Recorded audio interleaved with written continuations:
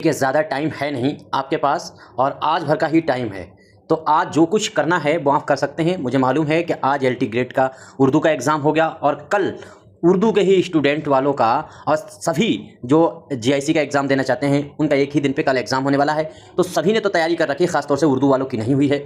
तो ऐसी स्थिति में हम आपके सामने ये मैराथन लगाते हैं और ये क्वेश्चन जो आपके सामने होने वाले हैं ये सारे क्वेश्चन बहुत इंपॉर्टेंट होने वाले हैं।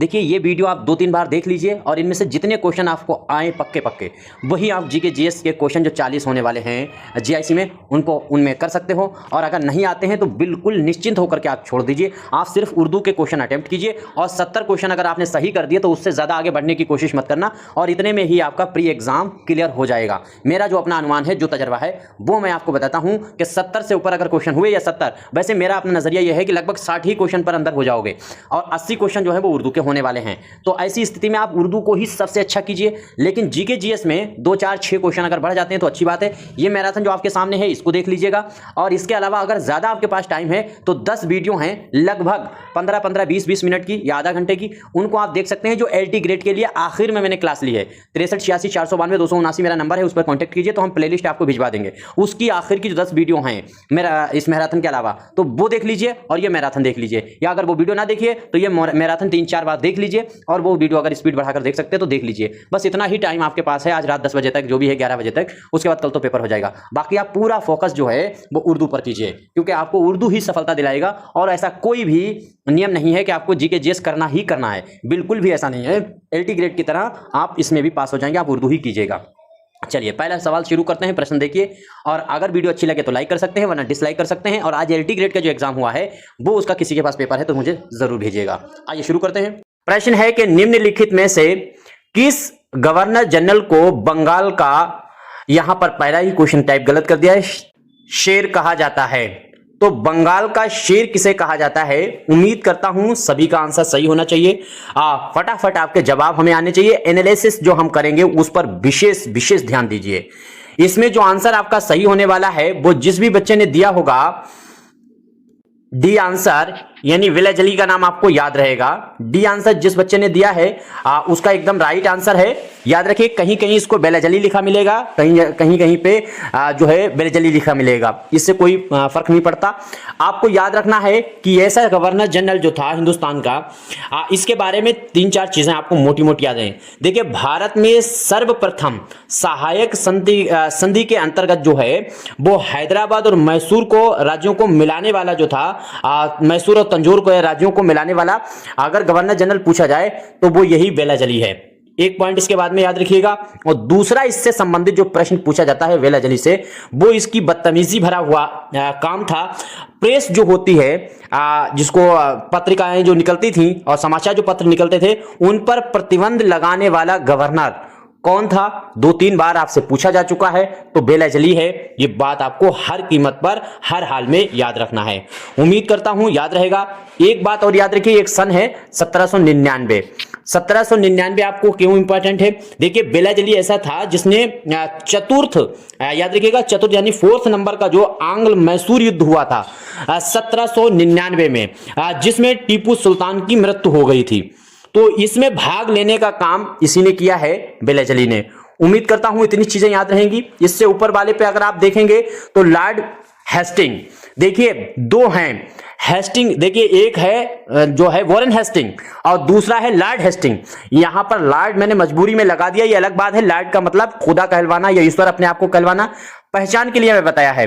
तो हेस्टिंग जो है वो द्वितीय हेस्टिंग है। ये इसके बारे में आपको क्या जानना है? देखिए वॉरेन हेस्टिंग अगर हमने बताया था पिछली वीडियो में या पहले भी बता चुके हैं कि वॉरेन हेस्टिंग जो है वो बंगाल का प्रथम गवर्नर जनरल था, वॉरेन हेस्टिंग। और अगर लॉर्ड हेस्टिंग या सिर्फ हेस्टिंग पूछा जाए तो ये द्वितीय है। और इसने क्या काम किया? तो पिंडारी जो थे, क्रांतिकारी थे और विद्रोही थे अंग्रेजों के, पिंडारी, तो पिंडारियों का दमन करने का काम इसी लॉर्ड हेस्टिंग ने किया था। ये चीज आपको याद रहे, लॉर्ड हेस्टिंग जो है इसी ने उनका दमन किया था। दूसरी बात, मराठा जो है संधि समाप्त जो है वो भी इसी ने की है। किसने की है? तो लॉर्ड हेस्टिंग ने की है। हम आपको मोटी मोटी चीजें जो सवाल बन जाते हैं वो हम आपको बताते चलते हैं। दूसरी बात देखिए, अभी 4th वाले हमने आंग्ल जो युद्ध हुआ उसकी बात करी है, बेलजली जी से संबंधित था, लेकिन जो प्रथम जो है आंग्ल युद्ध जो हुआ है, प्रथम अंग्रेज जो लड़े हैं किसके साथ, तो नेपाल के साथ। ये 1824 में, सॉरी 1814 में, 1814 में इन्होंने युद्ध लड़ा है। अंग्रेजों ने किसके साथ लड़ा है, तो नेपाल के साथ लड़ा था, और 14 से 16 तक तो उसमें हिस्सा लेने का काम इसी ने किया है, जिसका नाम है लॉर्ड हेस्टिंग। तो लॉर्ड हेस्टिंग के बारे में आपको उम्मीद करता हूं याद रहेगा। और लॉर्ड हेस्टिंग की एक बहुत बड़ी सफलता या बहुत बड़ा काम जो है पूछा जाता रहता है, जैसे रैयतवाड़ी व्यवस्था, या जो है वो काश्तकारी यही जो खेती होती है, इन काश्तकारी बंदोबस्त जो है वो किसानों के लिए सीधे तौर पर कर जो है लिया जाता था। ये व्यवस्था किसने की थी, तो वो भी लॉर्ड हेस्टिंग ने ही की थी। रैयतवाड़ी आपको याद रखना, या काश्तकारी, रैयतवाड़ी को काश्तकारी कहते हैं, बंदोबस्त व्यवस्था है, इसके जरिए सीधा किसानों से कर लेने का काम इसी हेस्टिंग ने किया है। इसके बाद में एक नाम और आपको ऊपर दिख रहा है, चार्ल्स मेटकॉफ। इसके बारे में हम कई बातें बता चुके हैं, पहले भी बताई है मैंने जीके जीएस में। देखिए प्लेलिस्ट जो बनी हुई है जीके जीएस की, उसे बार बार देखते रहिए, जितनी वीडियो मैंने पढ़ा दी उतनी देख लीजिए। आज का जो मैराथन है इसको देख लीजिए, और हम 100% आपकी गारंटी करते हैं, अगर ये सारे क्वेश्चन आपको याद रहे तो 15 क्वेश्चन हर कीमत पे आपको फंसेंगे 25 तारीख के एग्जाम में। देखिए अब इसमें क्या है, ये जो अगला चार्ल्स मेटकॉफ है, इसके बारे में आपको याद रखिएगा दो बातें। सबसे पहले देखिए, मैंने अभी कहा था कि जो प्रेस पर प्रतिबंध लगाने का काम किया था वो वेलेस्ली ने किया है, और प्रेस को स्वतंत्र, यानी प्रेस का मुक्तदाता जो कहा जाता है, स्वतंत्रता समाचार पत्रों को देने का काम चार्ल्स मेटकॉफ ने किया है। तो इन दोनों की बातें आपको याद रहेंगी। प्रतिबंध लगाने का काम वेलेस्ली ने किया है, उसको स्वतंत्र करने का काम अगर पूछा जाता है तो चार्ल्स मेटकॉफ ने किया है। यह बात आपको हर कीमत पर याद रहना चाहिए। दूसरी बात, भारत में कागज के रुपये का जो प्रचलन है, भारत में जो कागज का नोट चल रहा है, आज भी चल रहा है, तो कागज के नोट का जो प्रचलन है उसको जो है शुरू करने का काम भी चार्ल्स मेटकॉफ ने किया। तो दो काम चार्ल्स मेटकॉफ के आपको याद रखना चाहिए। इसके बाद में है कॉर्नवेलिस। कॉर्नवेलिस के काम बहुत हैं, लेकिन आपको हम मोस्ट इंपॉर्टेंट चीजें बता देते हैं। जैसे सिविल सेवा का जनक अगर आपको पूछा जाए, सिविल सेवा पुलिस के लिए जो सेवा होती है, प्रशासनिक सेवा, उसका जनक जो है वो कॉर्नवेलिस को कहा जाता है, उसका जनक कहा जाता है। ये बात कतई दिमाग में से आपके किसी भी कीमत पे निकलना नहीं चाहिए, आप बार बार चाहे रिपीट। अच्छा, जब सिविल का कहा जाता है तो इसी तरीके से इसको कभी कभी लैंग्वेज चेंज करके पूछते हैं कि पुलिस व्यवस्था का जनक किसे कहा जाता है, तो पुलिस व्यवस्था जो है उसका भी जनक कॉर्नवेलिस को कहा जाता है। दोनों चीजें एक ही चीज से जुड़ी हुई हैं, इस तरह से आपको हर कीमत पर याद रखना चाहिए। अच्छा, दूसरी चीज अभी मैंने आपको बताया था, एक सीधी सी बात बताई कि रैयतवाड़ी और काश्तकारी व्यवस्था के बारे में जब हम बात कर रहे थे हेस्टिंग के बारे में, तो कॉर्नवेलिस के बारे में भी इससे रिलेटेड एक चीज याद रखिए, स्थायी व्यवस्था या जो है इस्तमरारी बंदोबस्त व्यवस्था जो 1793 में आई थी। कितने में आई है, तो यहां पर देखिएगा 1793 आपको याद रखना है। 1793 में स्थायी व्यवस्था या फिर इस्तमरारी बंदोबस्त व्यवस्था, उसको लाने का काम जो है कॉर्नवेलिस ने किया। और फिर हम रैयतवाड़ी और काश्तकारी बंदोबस्त व्यवस्था पूछा जाए तो वो हेस्टिंग ने की है। उम्मीद करता हूं इतनी चीजें सारी क्लियर हो गई होंगी। अब इसमें कोई ऐसी कंफ्यूजन आपके सामने नहीं रहेगी जो आपको ज्यादा मुसीबत में डाल सके। बाकी जितनी खास बातें थी वो मैंने आपको बता दी। हाँ, एक बात मुझे और याद आती है, लॉर्ड कॉर्नवेलिस की याद अगर हो सकती है, रह सकती है तो रख लीजिए। देखिए, टीपू सुल्तान के बीच जो है वो मैसूर क्षेत्र को अंग्रेजों को सौंप दिया गया था। ये व्यवस्था काम जो है वो भी इसी के समय पर हुआ था कि सुल्तान जो था, टीपू सुल्तान जो थे, उनसे मैसूर का क्षेत्र इसके ही अधिकार में ले लिया गया था। इसके बाद में अगला प्रश्न है, आप कह सकते हैं कि मैं बहुत ज्यादा डिटेल बता रहा हूं। देखिए, बिल्कुल भी बहुत ज्यादा डिटेल नहीं बता रहा, मैं सिर्फ वो चीजें बता रहा है जो आपके पास एग्जाम में आएंगी। और अगर आपने पीछे अभी जो पेपर हुए उनके पीवाईक्यू लगाए हैं तो आपने अपनी वीडियो भी देखी है, तो आपको पता चलेगा कि कहां कहां से सवाल, कैसे कैसे सवाल पूछे जो मैंने पढ़ाए हैं। देखिए, संविधान में किस सूची, देखिए अनुसूचियां हैं, टोटल आपको मालूम है कितनी अनुसूचियां हैं, मेरे अल्लाह। अगर आपसे संविधान की अनुसूचियां पूछी जाती हैं तो वो 12, कितनी है, 12 अनुसूची हैं। भाग अगर संविधान में पूछे जाए तो वो 22 हैं, ठीक है। अनुच्छेद अगर आपसे पूछे जाए तो 395 हैं। ये चीज आपको याद रहेगी मोटी। मैंने एक वीडियो बनाई थी जिसमें बताया था 5 टॉपिक आप याद कर लीजिए, पढ़ लीजिए। अगर मेरे पास से नहीं कहीं से पढ़िए तो आपके 15-20 क्वेश्चन पक्के हो जाएंगे। तो एक टॉपिक तो यही है जो भारतीय संविधान है। तो 3 बातें यहां पर याद रहेंगी। अब यहां पर जो सवाल है कि जो सूची है संविधान सूची अनुसूची जो है उसमें यह पूछा गया है कि दल बदल कानून जो है वो किस सूची में वर्णित है। दल बदल क्या चीज होता है? जैसे 2-3 पार्टियां मान लीजिए कोई चुनाव लड़ रही हैं और उसमें हुआ ये कि एक पार्टी सत्ता में पहुंची है, उसको कुछ सीट चाहिए, दूसरी पार्टी के दूसरे कैंडिडेट जीते हुए हैं, तो उनको अपनी तरफ पैसा देकर के दंड-भेद सामभेद जो भी अपना करके अपनी तरफ करते हैं, तो उसको रोकने के लिए दल बदल व्यवस्था जो है कानून व्यवस्था है। अब इसका वर्णन आपको जरूर पूछा जाए, क्योंकि ये पूछा इसलिए आपसे जा सकता है क्योंकि ये लगातार इस तरह के कारनामे चल रहे हैं, चर्चा में हैं। अब इसमें देखिए, इसमें क्या है? अनुसूची 10। अनुसूची 10 आपको हर हाल में याद रखना है। अनुसूची 10 में इस बात का वर्णन है कि दल बदल जो व्यवस्था है कानून, उसके बारे में। अब अनुसूची 11 में क्या है? तो 11 भी इंपॉर्टेंट है। पंचायती जो व्यवस्था है वो 11 में वर्णन है। देखिए, अनुसूची नंबर 11 में पंचायत का वर्णन किया गया है और इसी चीज को पलटकर पूछ ले 11 नंबर जो है वो भाग में क्या है? तो भाग में अगर पूछे जाए, संविधान के 11 नंबर भाग में अगर ये पूछा गया तो सवाल पलट गया है। तो केंद्र और राज्य सरकार के बीच में जो संबंध है उसका वर्णन आपको भाग 11 में मिलेगा। अगर अनुसूची नंबर 12 को आपसे पूछा जाता है तो यह भी बहुत इंपॉर्टेंट है। अनुसूची 12 के अंदर नगर पालिका का वर्णन है। नगर पालिका का वर्णन किसी भी कीमत पर नहीं भूलना। वो किसमें है?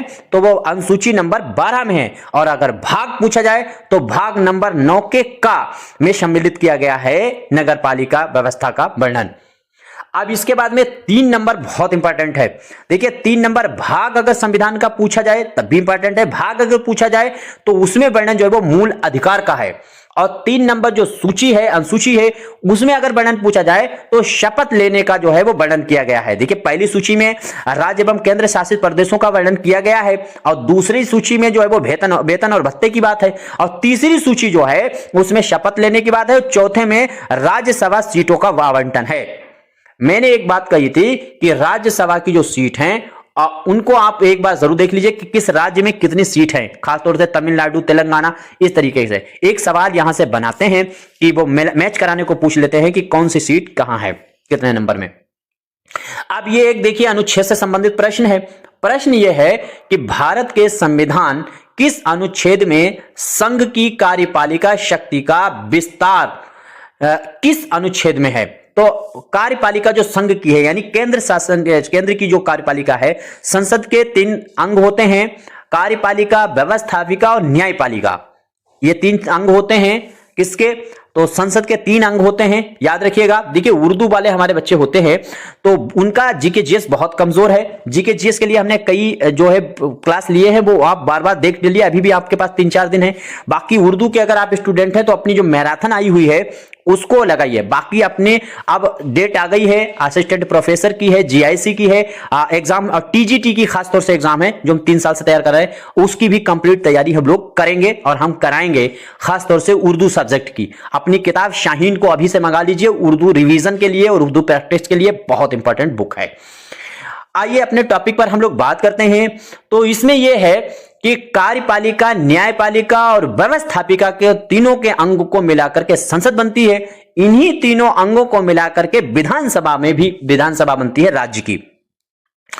अब यहां पर सवाल जो आपसे पूछा है और ये जो आपके सामने दिए गए हैं, ये चारों आपको किसी भी कीमत पे नहीं भूलना है, किसी भी कीमत पर आपको नहीं भूलना है। क्या है सबसे बड़ी बात कि कार्यपालिका का जो वर्णन है वो भारत के संविधान के अनुच्छेद नंबर 73 में है। यानी अनुच्छेद 73 में काहे का वर्णन है? तो कार्यपालिका का वर्णन है। अब इसके बाद में अनुच्छेद 76 जो बहुत इंपॉर्टेंट है। अनुच्छेद 76 में भारत के महान्यायवादी अटॉर्नी जनरल का जो है वो पद होता है, वो अनुच्छेद 76 में है। अटॉर्नी जनरल क्या होता है? सरकार का वकील होता है, केंद्र सरकार का, और सरकार के कोई भी मसले होंगे उनको हैंडल करने के लिए यही काम आगे आता है। और राज्य में भी ये पद होता है, लेकिन वहां पर महावक्ता का जो है न्यायवादी का नहीं होता है, बल्कि वो जो है वो एक वरिष्ठ वकील का होता है। अब इसके बाद में 79 अगर पूछा जाए, अनुच्छेद 79 में काहे का वर्णन है? तो संसद का वर्णन है। बहुत बड़ी बड़ी चीजें हैं ये। इसके बाद में 80 अगर आपसे पूछ लिया जाए तो 80 में जो है वो राज्यसभा का वर्णन है। संसद के कितने सदन हैं? तो 2। मैंने कई बार बताया है। देखिए, अगर आपको संसद और राज्यसभा, लोकसभा इनके बारे में नहीं पता है तो हमने एक 15-20 मिनट की वीडियो बनाई है। उसमें संविधान में राष्ट्रपति, राज्यपाल, मुख्यमंत्री, इन सभी के पद और इनके बारे में सब कुछ समझाया गया है व्यवस्थित रूप से। तो उस वीडियो को देख लीजिएगा, 15 मिनट में आपको 3 सवाल पक्के हो जाएंगे। आगे देखिए, अब इसमें क्या होता है? तो संसद के 2 सदन होते हैं, एक राज्यसभा, एक लोकसभा। दोनों का वर्णन आपको याद रखना है। अनुच्छेद 80 अगर पूछा जाए तो राज्यसभा का वर्णन है, और अनुच्छेद 1 बढ़ा दिया जाए 81 अगर पूछा जाए तो वो जो है लोकसभा का वर्णन है। राज्यसभा और लोकसभा आपको याद रहे। संसद 3 आपको याद रखना है। संसद का वर्णन 79 में है, जो यहां पर दिख रहा है। तो संसद का जो वर्णन है वो 79 में वर्णन किया गया है, 80 में जो है वो राज्यसभा का है, 81 में लोकसभा का है। 3 अनुच्छेद याद हो गए। अब इन्हीं 3 अनुच्छेदों को एक फंडा हम आपको बताते हैं। इसमें 90 ऐड कर दीजिए। कितने ऐड कर दीजिए? 90, यानी 90 अगर ऐड कर दीजिए इन सभी में, तो यही व्यवस्था जो है वो अपने राज्य की सरकार में हो जाएगी। जैसे 76 नंबर है, तो इसमें जैसे मान लीजिए ये 80 है, अनुच्छेद 80 है। यहां पर पहले साफ कर देते हैं। अनुच्छेद 80 मान लीजिए ये आपके सामने दिया गया है। इसमें अगर 90 अनुच्छेद और 90 ऐड कर देंगे तो कितना हो जाएगा?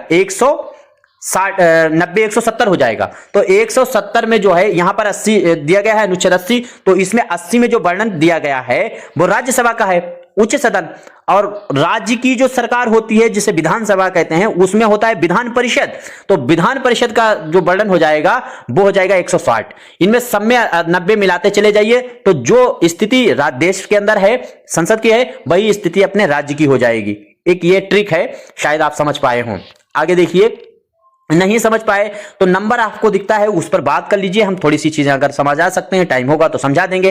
बाकी ग्रुप में अपने जुड़ने हैं, जो सजेशन देना है, जो सजेशन लेना है, अपनी किताब मंगवानी है, हर किसी के लिए वही नंबर है।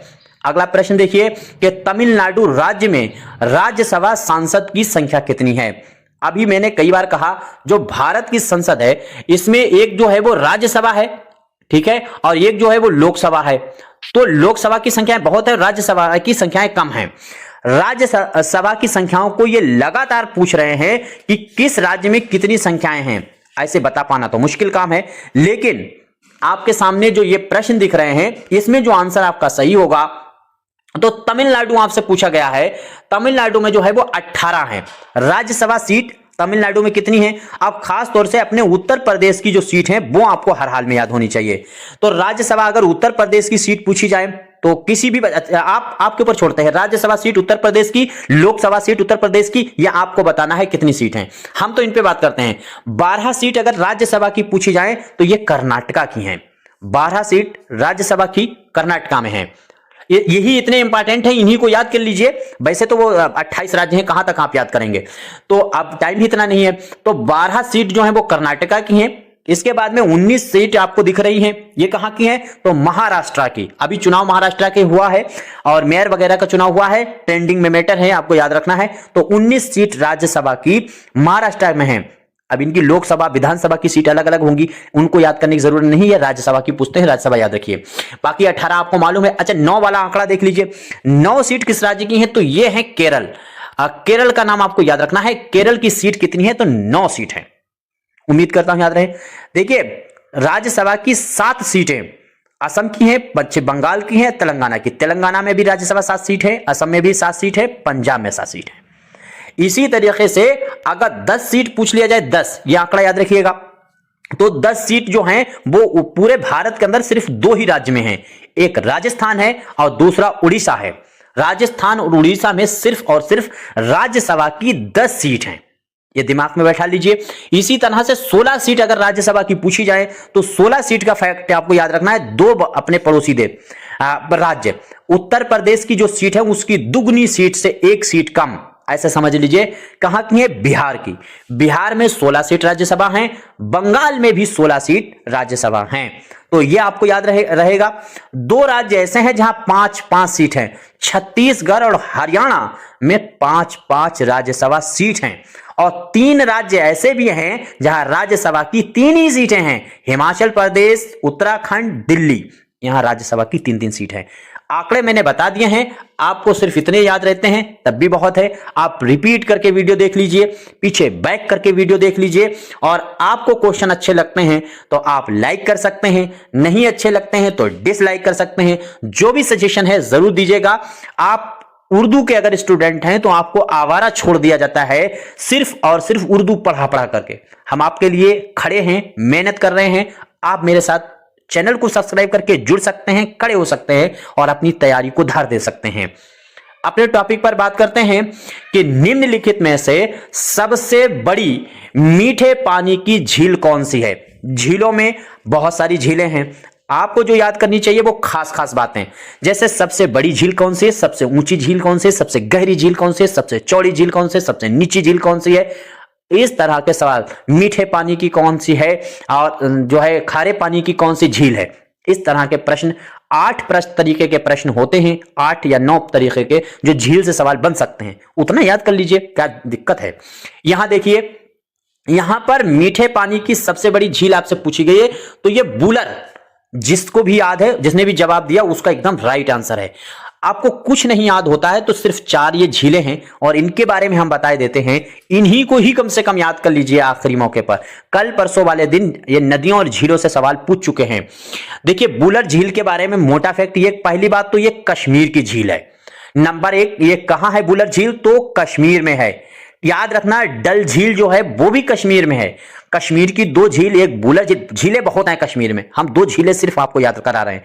एक बूलर झील आपको याद रखिए जो मीठे पानी की सबसे बड़ी भारत की झील है, और कहां? तो कश्मीर की है। और दूसरी डल झील, डल झील जो है हम तो इस पे जा चुके हैं 2 बार, बहुत मस्त और सबसे खूबसूरत और सुंदरता के लिए झील अगर आपसे पूछी जाए, प्रसिद्ध पूछी जाए कौन सी झील है, तो वो जो है डल झील है, इसी कश्मीर की। तो कश्मीर की दोनों झीलें उम्मीद करता हूं याद रहेंगी। आगे ये आपके सामने एक ऑप्शन नीचे दिया गया है पेंगोंग। तो पेंगोंग जो है लेक, ये हमारी पेंगोंग झील। तो पेंगोंग झील जो है ये क्या है? तो पहली बात, इसके बारे में ज्यादा चीजें आपको नहीं याद रखना है। इसके बाद में बस इतनी सी बात याद रखना है कि ये लद्दाख में स्थित है। बस लद्दाख चर्चा में बना हुआ है। अभी जो साइंटिस्ट को जेल में डाला गया है, इस चक्कर में लद्दाख लगातार उसमें प्राकृतिक रूप से और राजनीतिक रूप से चर्चा का मुद्दा है। आपको पेंगोंग झील आपको याद रखना है, लद्दाख की है। उम्मीद करता हूं याद रहेगा। इसके बाद में चिल्का, चिल्का के बारे में तो हमने बहुत अच्छी आंसर बढ़ाई। चील क्या होती है? उड़ती है। जैसे अपनी किताब में चील बनी है, चील का मतलब शाहीन, जो अपनी किताब में बनी हुई है, तो वो क्या करती है? उड़ती है। तो आप इसी से याद रखिए, चिल्का झील कहां है? उड़ीसा में। चील उड़ी, ऐसे याद रखिए, चील उड़ी, इसका मतलब वो चिल्का झील है। यह भारत की सबसे बड़ी झील है। भारत की सबसे बड़ी कैसी झील है? तो खारे पानी की है। मीठे पानी की सबसे बड़ी झील अभी मैंने बताई थी बूलर झील है कश्मीर की। और खारे पानी की सबसे बड़ी अगर आपसे झील पूछी जाती है तो खारे पानी की सबसे बड़ी तटीय झीलों में जो है वो उड़ीसा की चिल्का झील है। उम्मीद करता हूं सभी को याद रहेगा कि ये कैसी है कि लेगून झील है, समुद्र के किनारे से घिरी हुई। आगे नीचे वाली भी देख लीजिए, लोनार झील। लोनार झील कई बार आपसे पूछी जा चुकी है तो इसलिए आपको याद रखना चाहिए। अच्छा, चिल्का झील में एक चीज हमें याद आ गई है। चिल्का झील आपको याद रखिए, ये बहुत इंपॉर्टेंट, भारत की जो नौसेना है, पानी की जो आर्मी है, नौसेना, तो अपना नौसेना जो परीक्षण करती है वो चिल्का झील में करती है। तो भारत की नौसेना का परीक्षण केंद्र कहां है? तो वो चिल्का झील में है, ये नहीं भूलना। अब हम लोग बात करते हैं नीचे लोनार झील पर। तो लोनार झील के बारे में आपको 2-3 बातें याद रही। पहली बात तो यह है कहां? तो महाराष्ट्र में है। महाराष्ट्र की झील है लोनार झील, या उम्मीद करता हूं सभी को आपको याद रहेगा। अच्छा, आपको कमेंट करके बताइए, अभी मैंने बताएगा महाराष्ट्र में राज्यसभा की सीट कितनी है अभी का, बिल्कुल अभी मैंने एक्सप्लेन किया है, आपको याद है तो बताइए। तो इसमें देखिए हम लोग बात करते हैं जो ये झील है जिसको लोनार कहते हैं, ये महाराष्ट्र की ऐसी झील है जो उल्का पिंड से के टकराने से बनी है। उल्का पिंड मैंने कहा था जो ग्रह हैं अभी अपनी धरती के सहित 8 ग्रह हैं, पहले 9 थे, ये घट गया है, 8 ग्रह हैं। इन ग्रहों के बीच में ये छोटे छोटे जो पहाड़ के पत्थर के टुकड़े घूम रहे हैं जलते हुए, वो नीचे जब आते हैं तो जमीन पे जब टकराते हैं तो उससे जो गड्ढा हो जाता है वो झील बनती है, तो वो उल्का के टकराने से बनती है। तो लोनार झील ऐसी ही झील है जो उल्का के टकराने से बनी है। ऐसे सवाल बन चुका है कि निम्नलिखित में से कौन सी वो झील है जो उल्का पिंड से के टकराने से बनी है। तो उल्का पिंड से टकरा करके लोनार झील महाराष्ट्र की बनी है। उम्मीद करता हूं ये याद रहेगा। अब अगला प्रश्न देखिए, प्रश्न है नारंग कप का संबंध किससे है। देखिए बहुत से हमने और भी बताए थे आपको कि कौन सा जो है खेल से कौन सा किसका संबंध है, लेकिन ये जो इंपॉर्टेंट हैं वो फिर एक बार देख लीजिएगा कि इनके बारे में तमाम चीजों बता भी चुके हैं, लेकिन आपको फिर से हम एक्सप्लेन कर देते हैं और अच्छी चीजें हम आपके सामने रखे देते हैं, क्योंकि ये सवाल बना रहे हैं। अब उस दिन मैंने पूछा था तो उन्होंने हजारी पर जो है कब पूछ लिया कि कहां से किस खेल से संबंधित है, और हजारी का वो पूछ चुके हैं, तो रणजी भी पूछ चुके हैं। तो अब आपको ये आपकी ज्यादा बड़ी परीक्षा है, क्योंकि आपसे वो चीजें पूछी जा रही हैं लगातार, जो हम पढ़ा रहे हैं पढ़ा चुके हैं। अब नारंग कप का संबंध जो है वो बैडमिंटन से है। बैडमिंटन से आपको याद रखना है। देखिए Narang cup, Uber cup, Thomas cup और अमृत जो है कप, साथ साथ में एक और है लेडी रतन टाटा जो है, रतन टाटा अमृत लेडी याद रखिए, और रतन टाटा जो है वो भी आपको याद रखनी है। ये कप किससे संबंधित हैं, तो ये जो है बैडमिंटन से हैं। तो बैडमिंटन में नारंग कप तो आपको पता ही है, उबेर कप है, थॉमस कप है, साथ साथ में अमृत लेडी रतन टाटा जो कप है वो भी इसी से बैडमिंटन से संबंधित है। अब यहां पर आपको ऊपर देखिए, नीचे देखिए पहले ये दिख रहा है आपको क्रिकेट। क्रिकेट में तो बहुत सी चीजें हैं, लेकिन आपको दो जगह सैयद मुश्ताक ट्रॉफी आपसे पूछा जाए, जैसे आप पीछे हम लोग विजय हजारिया और भी ट्रॉफी हम पढ़ चुके हैं, आगे भी बात आगे आएंगे तो हम बताएंगे आज की वीडियो में। तो क्रिकेट से संबंधित आपको हर हाल में सैयद मुश्ताक कई बार पूछ चुके हैं, ये क्रिकेट की ट्रॉफी है जो आपको नहीं भूलना है। हॉकी की भी आपको बहुत इंपॉर्टेंट जो ट्रॉफी है वो याद रखना चाहिए। हॉकी में जो आपको याद रखना चाहिए वो सुल्तान जो है अजलान शाह, तो सुल्तान अजलान शाह जो ट्रॉफी है वो उसका संबंध हॉकी से है। इसी से संबंधित एक और ट्रॉफी है रंगा साजी, तो रंगा साजी जो है वो भी आपको याद रखना है, उसका भी संबंध जो है वो हॉकी से है। तो हॉकी से दो आपको अब याद रखना है, रंगा साजी और साथ ही साथ में सुल्तान अजमल जो है, या अजमाल कहीं कहीं पे आता है, बस ये अजमाल ही होना चाहिए मेरे ख्याल से तो सही वर्ड। तो सुल्तान अजमल ट्रॉफी जो है उसका भी संबंध हॉकी से है। अब ये ऊपर दिख रहा है सेबी, तो सेबी को हमने आपको बताया था।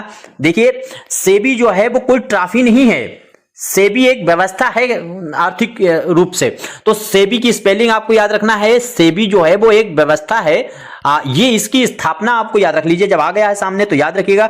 ये जो है सेबी, इसकी स्थापना 1988 में हुई थी, याद रखिएगा।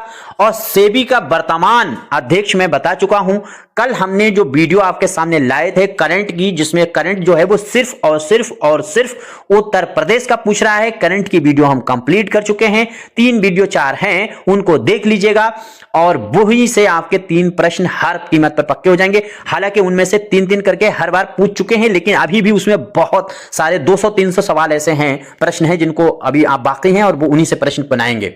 2-3 एग्जाम बचे हुए हैं। तो जो है उसमें मैंने बताया था कि वर्तमान में सेबी का अध्यक्ष कौन है। माधवी थी पहले, अब हट गई है। इस टाइम जो है अध्यक्ष, उसका नाम आपको याद रखना है, विश्व साक्षरता। अब ये देखिए कि विश्व साक्षरता जो दिवस है ये आपको बताना है कब। देखिए अभी तक जो भी एग्जाम हुए हैं उनमें मेरी नजर में शायद दिवस से प्रश्न नहीं पूछा है, और दिवस से प्रश्न अब आपसे पूछ सकता है, क्योंकि पर्यावरण के तहत ये दिवस आते हैं और दिवस से प्रश्न पूछे नहीं, अभी तक तो नहीं पूछा है, लेकिन अब पूछने के चांस हैं, आपको याद कर लेना चाहिए। देखिए मैं फिर एक बात कहता हूं कि आप चैनल पर नए आए हैं तो चैनल को सब्सक्राइब के जरूर जुड़िएगा, अपना सजेशन दीजिएगा, उर्दू के हैं तो किताब मंगाइएगा, और साथ ही साथ में जो है कोई भी सजेशन मुझसे चाहिए तो आप उस नंबर पर कांटेक्ट करेंगे तो हम आपको जीके जीएस की पूरी प्लेलिस्ट भेज देंगे। उतने वीडियो देख लीजिए, आपके 15, 20, 25 क्वेश्चन पक्के। इसमें देखिए विश्व साक्षरता दिवस, अब ये इतने कुछ खास जितने याद हो सकते हैं उतने याद कर लीजिए। बहरहाल इतनी जल्दी इतने ज्यादा तो नहीं याद हो जाएंगे, 15-20 जो हैं दिवस तो कम से कम मोटे मोटे आपको याद होना चाहिए। पहली बात तो यही देखिए कि 8 सितंबर को होता है विश्व साक्षरता दिवस। तो विश्व साक्षरता दिवस होता है 8 दिसंबर को, 8 सितंबर को। और 1 दिसंबर को क्या होता है, यह भी तो आपके सामने पूछा जा सकता है।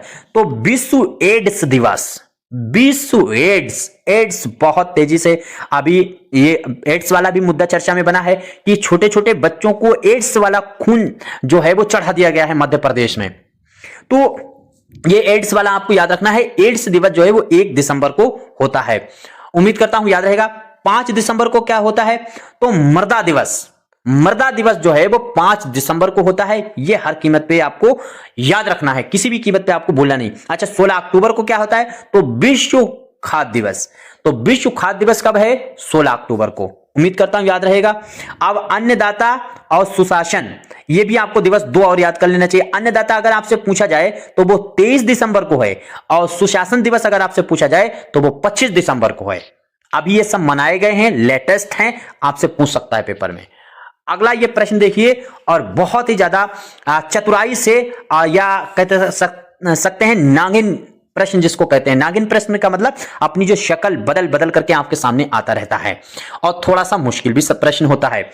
ये प्रश्न क्या है सवाल है कि जो है कुचिपुड़ी किस प्रदेश का नृत्य है। तो कुचिपुड़ी जो है वो किस प्रदेश का नृत्य है। आपको नृत्य जो है तो बहुत सारे, और हम आपको सामने रख भी सकते हैं। आखिरी वक्त चल रहा है इस मैराथन का, तो इस टाइम के जो अभी एग्जाम है उसके लिए हम आपको सामने परेशान करना नहीं चाहेंगे।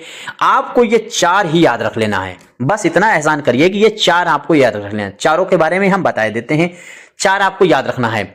इसमें सबसे पहले जो आपसे पूछा गया है जिसका नाम है कुचिपुड़ी, ये आपको याद रखना है। देखिए कुचिपुड़ी है, हर हाल में आपको पूछा जाता रहता है।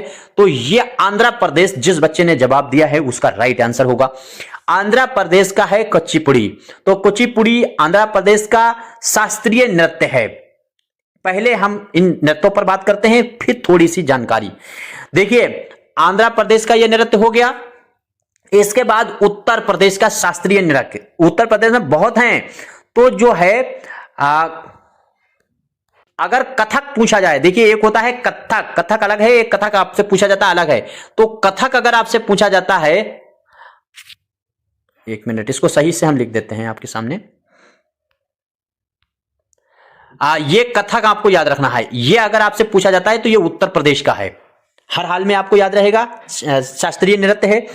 इसके बाद में असम का आपको हर कीमत पे याद रखना है, बहुत बार पूछा गया है। शास्त्रीय, शास्त्रीय जो है नृत्य कहां का है, तो वो असम का है। शास्त्रीय हर कीमत पे याद रखिएगा, असम का। और केरल, केरल का नृत्य कौन सा है, तो वो कथकली है। देखिए कथक जो है वो कहां का नृत्य है, उत्तर प्रदेश का। अभी मैंने बताया है कथक, कथक, कथक उत्तर प्रदेश का है। और कथकली अगर कर दिया जाए जो है तो वो हो जाएगा केरल का। तो वो नृत्य कहां का है, केरल का। याद रखिए कुल मिलाकर के भारत में सिर्फ 8 ही नृत्य हैं जो शास्त्रीय नृत्य माने जाते हैं। पूछता भी इन्हीं में से, और 8 में से ये 4 ही को पूछता है। बाकी जैसे उड़ीसा का है उड़ीसी, वो आप शब्द से पकड़ लेंगे।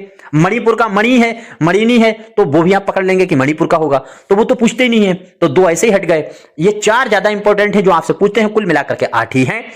अब 8 हैं तो 8 में अब एक नया जो है वो छऊ नृत्य, एक नया नृत्य है। तो छऊ भी आपको याद रख सकते हो तो रखिए। देखिए छऊ जो नृत्य है ये नृत्य नया है, और 9 नंबर का शास्त्रीय नृत्य शामिल किया गया है। छऊ उड़ीसा, बंगाल और झारखंड में किया जाता है। तो छऊ नृत्य के बारे में तो इतनी बातें यहां ही आपको याद रहें। देखिए सबसे पुराना नृत्य अगर आपसे पूछा जाए तो भरतनाट्य है। भरतनाट्य तमिलनाडु का सबसे पुराना नृत्य है। भरतनाट्य शास्त्रीय नृत्य जो 9 हैं, 8 हैं, और नमा ये नया है। तो नया तो आपको पता ही है, मैंने बताया शास्त्रीय नृत्य जो है वो नया शामिल किया, वो छऊ नया शामिल किया गया है। लेकिन जो अगर सबसे पुराना पूछा जाए तो भरतनाट्यम है, और वो कहां का है, भरतनाट्यम तो तमिलनाडु का है। बस इतनी बातें, बहुत सारी चीजें हैं हम आपके सामने इसमें। दूसरी चीज जो ये नृत्य है छऊ जो 9 नंबर का है, नया माना गया है, इसको विश्व धरोहर में भी शामिल कर लिया गया है 2010 में। तो इतनी ही चीजें बस याद रखिएगा, बाकी और ज्यादा चीजें हम नहीं बताएंगे। अगला प्रश्न देखिए, आपकी तरफ से देखो बहुत कमेंट आ रहा था कि सर एक मैराथन क्लास के रूप में जो इंपॉर्टेंट आ सकते हैं 15-20 क्वेश्चन हमारे बन जाएं उतना पढ़ा दीजिए। तो ये एक वीडियो आपकी जो मैराथन है काफी है। बाकी इसी के टुकड़ों में देख सकते हैं, आके अलग अलग वीडियो इसी प्लेलिस्ट में जाकर के टुकड़े टुकड़े में अगर देखना है तब भी देख सकते हैं। पूरी मैराथन आज देख लीजिएगा, रिपीट करके 2-3 बार सेव कर लीजिए, 2-3 बार देख डालिए। प्रश्न है, निम्नलिखित में से कौन सी योजना 2015 की शुरू हुई? देखिए मैंने पिछली बार आपको पढ़ाया था कि स्टार्टअप इंडिया है, स्टैंड इंडिया है, और ये जो है ये योजनाएं 18 तारीख को जो पेपर हुआ उसमें सेकंड मीटिंग में पूछ ली हैं। तो अब आपके सामने जो कुछ हम योजनाएं बताए देते हैं, अब इनसे पूछ सकता है। ये 4 योजनाएं हैं जो आपको कम से कम तो याद रहनी चाहिए उर्दू वाले। बाकी सब्जेक्ट पर ज्यादा फोकस कीजिए, अपनी जो मैराथन लगाई जा रही है उर्दू में वो जरूर देखिए और खूब शेयर कीजिए, ज्यादा से ज्यादा शेयर कीजिए, ज्यादा से ज्यादा बच्चे अपने चैनल पर जोड़ने की कोशिश कीजिए, फिर हम लोग कुछ नया करते हैं। तो इसमें 2015 में कौन सी योजना की शुरुआत हुई? उम्मीद करता हूं सभी का आंसर सही होना चाहिए। 2015 में जिस योजना की शुरुआत हुई उसका नाम है कौशल ऋण योजना। कौशल ऋण योजना आपको याद रखना है, इसकी शुरुआत 2015 में हुई। आपसे ये जो योजनाएं पूछ रहे हैं ये 2014 जब से नरेंद्र मोदी जी बैठे हैं गद्दी पर, और 2020 तक की ही योजनाएं पूछ रहे हैं। अगर ज्यादा आप पढ़ना चाहते हैं तो हम आपको बता दे रहे हैं 2014 से 2020 की ही योजनाएं पढ़ लीजिए, अगर योजनाओं से सवाल आपको ज्यादा लगता है और सुरक्षित होने के लिए पढ़ना चाहते हैं, वरना इतना ही काफी जितना हम बता रहे हैं। तो 2015 को कौशल ऋण योजना आपसे पूछी गई जा सकती है, आई है कौशल ऋण। दूसरी बात, जनधन योजना। जनधन योजना आपको हर कीमत पे याद रखना है, हर हाल में याद रखना है जनधन। तो जनधन योजना 28 अगस्त 2014 की है। ये 28 अगस्त जो है 2014 की योजना है जनधन योजना। इसके बाद में है आयुष्मान भारत योजना, बहुत फेमस योजना है, बार बार इससे सवाल पूछ रहे। ये 23 सितंबर 2018 की है और रांची से शुरू की गई। कहां से शुरू की गई है? तो रांची से। कौन सी योजना? आयुष्मान भारत योजना 2018 की है। 2018 जो है वो आपको याद रखना है, आयुष्मान भारत 2018 की योजना रांची से शुरू की गई। स्वच्छ Bharat, this is most important, लेकिन आपको याद भी होगी 2 अक्टूबर 2014 सबसे पहली योजना सरकार बनने के बाद यही योजना सरकार ने शुरू कर दी, क्योंकि 14 में नरेंद्र मोदी जी बैठे गद्दी पर लगभग अप्रैल मई में, उसके बाद में जून जुलाई अगस्त सितंबर अक्टूबर, 2 अक्टूबर से इस योजना को लागू किया 2014 से। तो उम्मीद करता हूं ये योजनाएं आपको याद रहेंगी। जैसे बाकी अब स्टार्टअप इंडिया है वो तो पूछे, हाँ एक योजना मुझे याद आती है, वो आपको हो सकता है याद रहे, वो जो है मेक इन इंडिया। अभी नहीं पूछी है मेक इन इंडिया, अगर पूछी होगी तो शायद मैंने PYQ का पेपर नहीं देख पाया है जो अभी हुए हैं, अभी 1-2 हमने पेपर देखे भी नहीं है। तो मेक इन इंडिया आपको याद रखना है 25 सितंबर 2014 की है। तो ये 25 सितंबर 2014 की है, अगर मिलाने को पूछ ले थोड़ा टफ हो जाएगा। इसके बाद में जो है स्वच्छ भारत वो भी 2014, वो अक्टूबर की है। तो इनमें क्रम आपसे पूछ ले सकता है कौन सा किसके बाद में आई है। और इसी तरीके से जनधन योजना भी 2014 की है, लेकिन वो 28 अगस्त की है जनधन योजना। तो 2014 की 3 योजनाएं, एक तो जनधन योजना आपको याद रहे, एक स्वच्छ भारत आपको याद रहे, एक मेक इन इंडिया याद रहे। क्रम इनका अपने हिसाब से लगा लीजिए, उम्मीद करता हूं याद रहेगा। आगे देखिए प्रश्न अपने पास नोट भी करते हुए चला कीजिए। देखिए लीलावती किताब का फारसी में अनुवाद किस फारसी विद्वान ने किया है? देखिए बहुत बार पूछा जा चुका है प्रश्न, किताबों से पूछे। देखिए किताबों मैंने बिन्स ऑफ फ्रीडम इंडिया बताई थी, वो पूछ ली है। डिस्कवरी ऑफ इंडिया आपसे पूछ ली है। तो आप सत्य के प्रति प्रयोग जो है माइट टू एक्सपेरिमेंट लाइव के लिए जो किए गए थे, किताब लिखी है गांधी जी ने, वो आपको याद रखना है। डिवाइडेड इंडिया आपको याद रखनी है। लाला लाजपत राय गीता रहस्य आपको याद रखना है। जो किताबें मैंने बता दी थी वो सारी किताबें हैं, कम से कम 10 किताबें हैं जो आपको याद रखनी चाहिए। इंपॉर्टेंट पढ़ाने को क्या मैं किताबों पर पूरा सेशन लेकर के आ जाऊं तो पता चला 1 घंटा किताबों में चला जाएगा। आप सिर्फ 8-10 किताबें, 7-8 किताबें हैं, बस वही याद करिए। हम उतना ही पढ़ाना पसंद करते हैं जितना आता है। तो लीलावती ये बहुत इंपॉर्टेंट किताब है, आपसे पूछी जा चुकी कई बार। लीलावती का फारसी में अनुवाद किसने किया है? तो ये किया है फैजी ने। अब आपको याद रखना फैजी। देखिए बदायूनी का जो नाम आपको याद रख 2 बार रिपीट हो चुका है और हम पीछे आपको MCQ में करा भी चुके हैं। बदायूनी महाभारत और रामायण बदायूनी ने तर्जुमा, महाभारत रामायण बदायूनी ने तर्जुमा, ये चीज आपको रट लीजिए। इसके बाद में एक नाम आपको देखता है अबुल फजल। अबुल फजल का भी नाम बहुत इंपॉर्टेंट है क्योंकि नवरत्नों में शामिल है अकबर के।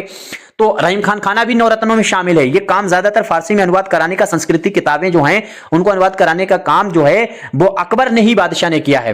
तो फैजी का नाम आपको याद रहेगा, लीलावती का तर्जुमा क्या है, अबुल फजल का नाम आपको याद रखना है। काहे के लिए है? तो पंचतंत्र जो है, पंच जो है वो आपको याद रखना चाहिए। पंच तंत्र का जो है वो अनुवाद जो है किसने किया है? अबुल फजल ने किया है। तो इसका नाम रहीम खान खाना का नाम किस लिए हमें याद रखना है? रहीम खान खाना ने बहुत बड़ी किताब नल दमयंती जो है, नल दमयंती का तर्जुमा अनुवाद जो है वो रहीम खान खाना ने किया था। और एक नाम आपको याद रहेगा, शाह मोहम्मद शाहवादी। तो शाह मोहम्मद शाहवादी जो किसी भी कीमत पर आपको दिमाग से निकलना ही नहीं चाहिए। राजतरंगिणी इतिहास की सबसे बड़ी किताब राजतरंगिणी। आपसे पूछा जा सकता है राजतरंगिणी में कहां का इतिहास के साक्ष्य मिलते हैं? तो कश्मीर के। तो राजतरंगिणी का अनुवाद शाह मोहम्मद शाहवादी ने किया है, ये इतना याद रहेगा। तो इन चारों के बारे में याद रहेगा। बदायूं की 2 किताबें हैं, वो यहां आपको मालूम है, पीछे पढ़ा भी चुके हैं, तो वो तो आपको याद ही रहेंगी। अगला प्रश्न देखिए। अब ये देखिए, मूवमेंट जो हुए, आंदोलन हुए, उनके नेताओं से संबंधित प्रश्न पूछ चुके हैं। 1857 में कानपुर से, लखनऊ से, झांसी से, मेरठ से किसने नेतृत्व किया? यह प्रश्न बन चुका है। अब इस प्रश्न पर हम लोग आते हैं जो किसानों के जरिए चलाए गए आंदोलन है, देश को आजाद कराने में उनकी भूमिका। तो संन्यास विद्रोह आंदोलन जो है वो उसकी शुरुआत पहले याद रखिए 1763 से 1800 तक चलता रहा। इस विद्रोह को कहां से और किसने शुरू किया था? तो इस विद्रोह के बारे में आपको बताना है। और संन्यास विद्रोह किसी भी कीमत नहीं, तो बिहार और बंगाल से यह विद्रोह चला, बिहार और बंगाल में यह विद्रोह हुआ। और इसके जो नेता थे वो शंकराचार्य, आपको नाम याद रहेगा, उम्मीद करता हूं सभी का याद रहेगा। इस विद्रोह में शंकराचार्य ने किया। शंकराचार्य इंपॉर्टेंट हैं और ये संन्यास विद्रोह का नेतृत्व किया है। कभी कभी इसमें जो है वो केना सरकार का भी नाम दे देते हैं कि केना सरकार ने किस आंदोलन से संबंध है, तो संन्यास विद्रोह से। इसके बाद में नीचे से बात करते हैं तो तीरथ सिंह, ये बहुत इंपॉर्टेंट है तीरथ सिंह, जिसको हर कीमत में आपको याद रखना है। तो खासी विद्रोह जो है उसका नेतृत्व है, ये कहां से हुआ? मेघालय से। खासी विद्रोह कहां से हुआ? मेघालय से। उसका नेतृत्व किया है तीरथ सिंह ने। कब हुआ है ये भी आपको अगर याद रहे तो, जरूरी नहीं है ये 1833 में ये आंदोलन हुआ था। तो खासी विद्रोह उसका नेतृत्व तीरथ सिंह ने। कहां से हुआ? तो मेघालय से। किस सन में हुआ? तो 1833 में। इतनी देखिए, बहुत सारे कम से कम 50-60 आंदोलन हैं जो किसानों ने किए, आपको ये 4 याद रख लेना है। इसके बाद में बुद्ध भगत, ये किसी भी कीमत पर किसी भी हाल में आपको नहीं भूलना है। छोटा नागपुर, जिसको झारखंड कहते हैं, उर्दू वाले याद रखिए, छोटा नागपुर की जिंदगी पे लिखा हुआ नावल फायर एरिया है। और इसलिए आपको यह याद रहेगा, छोटा नागपुर झारखंड को, यह है कोल विद्रोह। कोल फायर एरिया जो नॉवेल है इलियास अहमद गद्दी का, उसमें भी कोल की ही जिंदगी पर बहस की गई है। कोल जो खुदाई होती है कोयले की, उसकी खान में जो मजदूरों का इस्तेसाल यानी शोषण होता है, उसके खिलाफ लिखा गया नॉवेल है। उसी तरीके से उसमें जो विद्रोह हुआ था वो बुद्ध भगत ने विद्रोह किया था। 1832 या 33 में हुआ था। तो उसका नेतृत्व जो है किसने किया है? बुद्ध भगत ने किया है। कहां? छोटा नागपुर। नाम क्या है? कोल विद्रोह। कोल आपको याद रखना चाहिए। इसके बाद में है त्रियंबक जी जो हैं, त्रियंबक जी, उनका आपको याद रखना है। इनने किसका नेतृत्व किया है? किस आंदोलन का? ये भी, इनका भी नाम बहुत बार उछलता रहता है। 1818 से 1831 के बीच सन आपको याद रहना है। पश्चिमी घाट पर भील विद्रोह, भील किसी भी कीमत पर नहीं आपको याद रखना है, वो भूलना है। भील विद्रोह का नेतृत्व इन्होंने किया है, उम्मीद करता हूं याद रहेगा। भील विद्रोह, पश्चिमी घाट। इसके बाद में अगला प्रश्न है खोंड विद्रोह। कई बार पूछा, ये किताबों में भी नहीं मिलता है। खोंड विद्रोह आपको याद रखना है कि 1837 से लेकर के 1856 तक जो विद्रोह चला था। अच्छा, कूका विद्रोह एक मुझे याद आता है, याद रखिएगा कूका। उम्मीद करता हूं अगर किसी को याद होगा तो जो है वो पंजाब वगैरह से है। यहां पे खोंट, जब हम टॉपिक पर पहुंचते हैं मेरे दिमाग में बहुत से सवाल आने लगते हैं, प्रश्न। खोंट विद्रोह 1837 से लेकर के 1856 तक उड़ीसा में हुआ। ये भी आपको याद रखिए, उड़ीसा में हुआ। इसका नेतृत्व आपको बताना है किसने किया है। उम्मीद करता हूं इसका नेतृत्व आपको सभी को मालूम होगा। और जिस बच्चे ने दिया होगा बी, चक्र बिश्नोई का नाम आपको याद रखना है। चक्र बिश्नोई ने है जो वो इसका नेतृत्व किया है। खोंड विद्रोह का नेतृत्व चक्र बिश्नोई ने किया। अब ये देखिए, यहां से नीचे देखिए, सीताराम राजू का नाम आपको हर हाल में याद रखना है। इनका संबंध है जो है रंपाओ विद्रोह से इनका संबंध है। रंपाओ विद्रोह आंध्र प्रदेश का है, उससे इनका संबंध है जो सीताराम राजू का। इसके बाद में है भगत जवाहर मल। भगत जवाहरलाल बहुत इंपॉर्टेंट है। सीताराम का नाम चाहे रहे याद या ना रहे, लेकिन भगत जवाहरलाल का नाम आपको नहीं भूलना है विद्रोह के मामले में। तो भगत जवाहरलाल, इनका विद्रोह का संबंध किससे है? तो पंजाब, अभी मैंने बताया कूका विद्रोह, पंजाब का है कूका विद्रोह, 1840 से 1872 तक हुआ। तो इसीलिए भगत जवाहरलाल का नाम उम्मीद करता हूं आप सबको याद रहेगा। एक नाम और दिख रहा है दिगंबर और साथ साथ में विष्णु।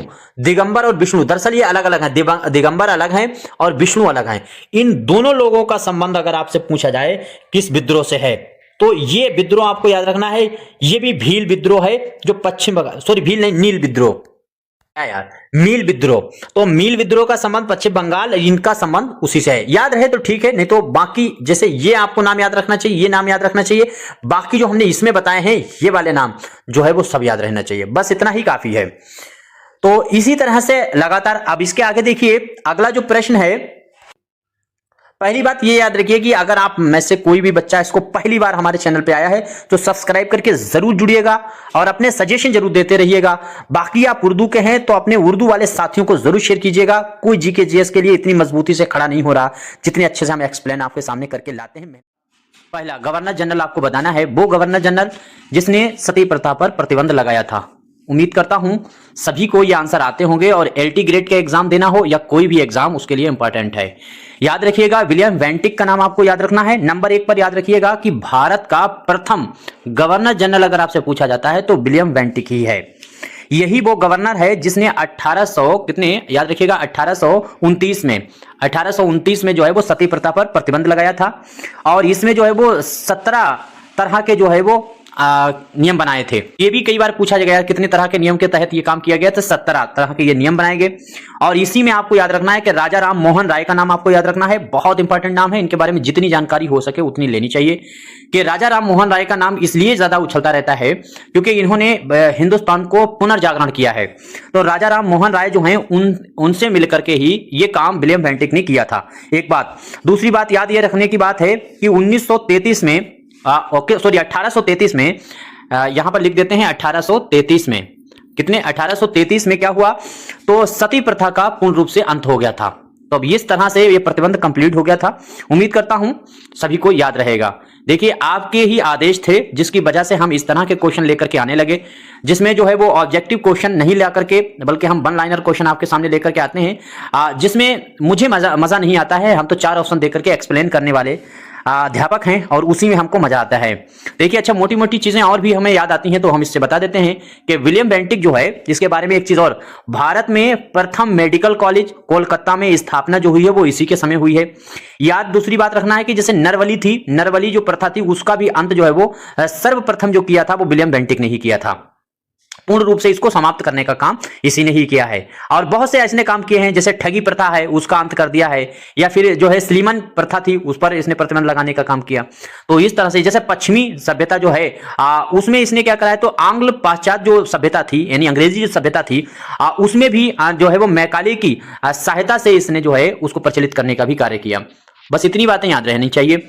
अगला प्रश्न आपके सामने है कि राजधानी परिवर्तन कोलकाता से शिमला करने वाला अंग्रेज कौन था। उस गवर्नर का नाम आपको अब बताना है कि जिसने जो है वो शिमला राजधानी कोलकाता से परिवर्तन कर दिया था। 2 अंग्रेज, एक ने कोलकाता को बांट दिया था, वो हमने बताया था 1905 में, आपको लॉर्ड कर्जन का नाम याद रहेगा।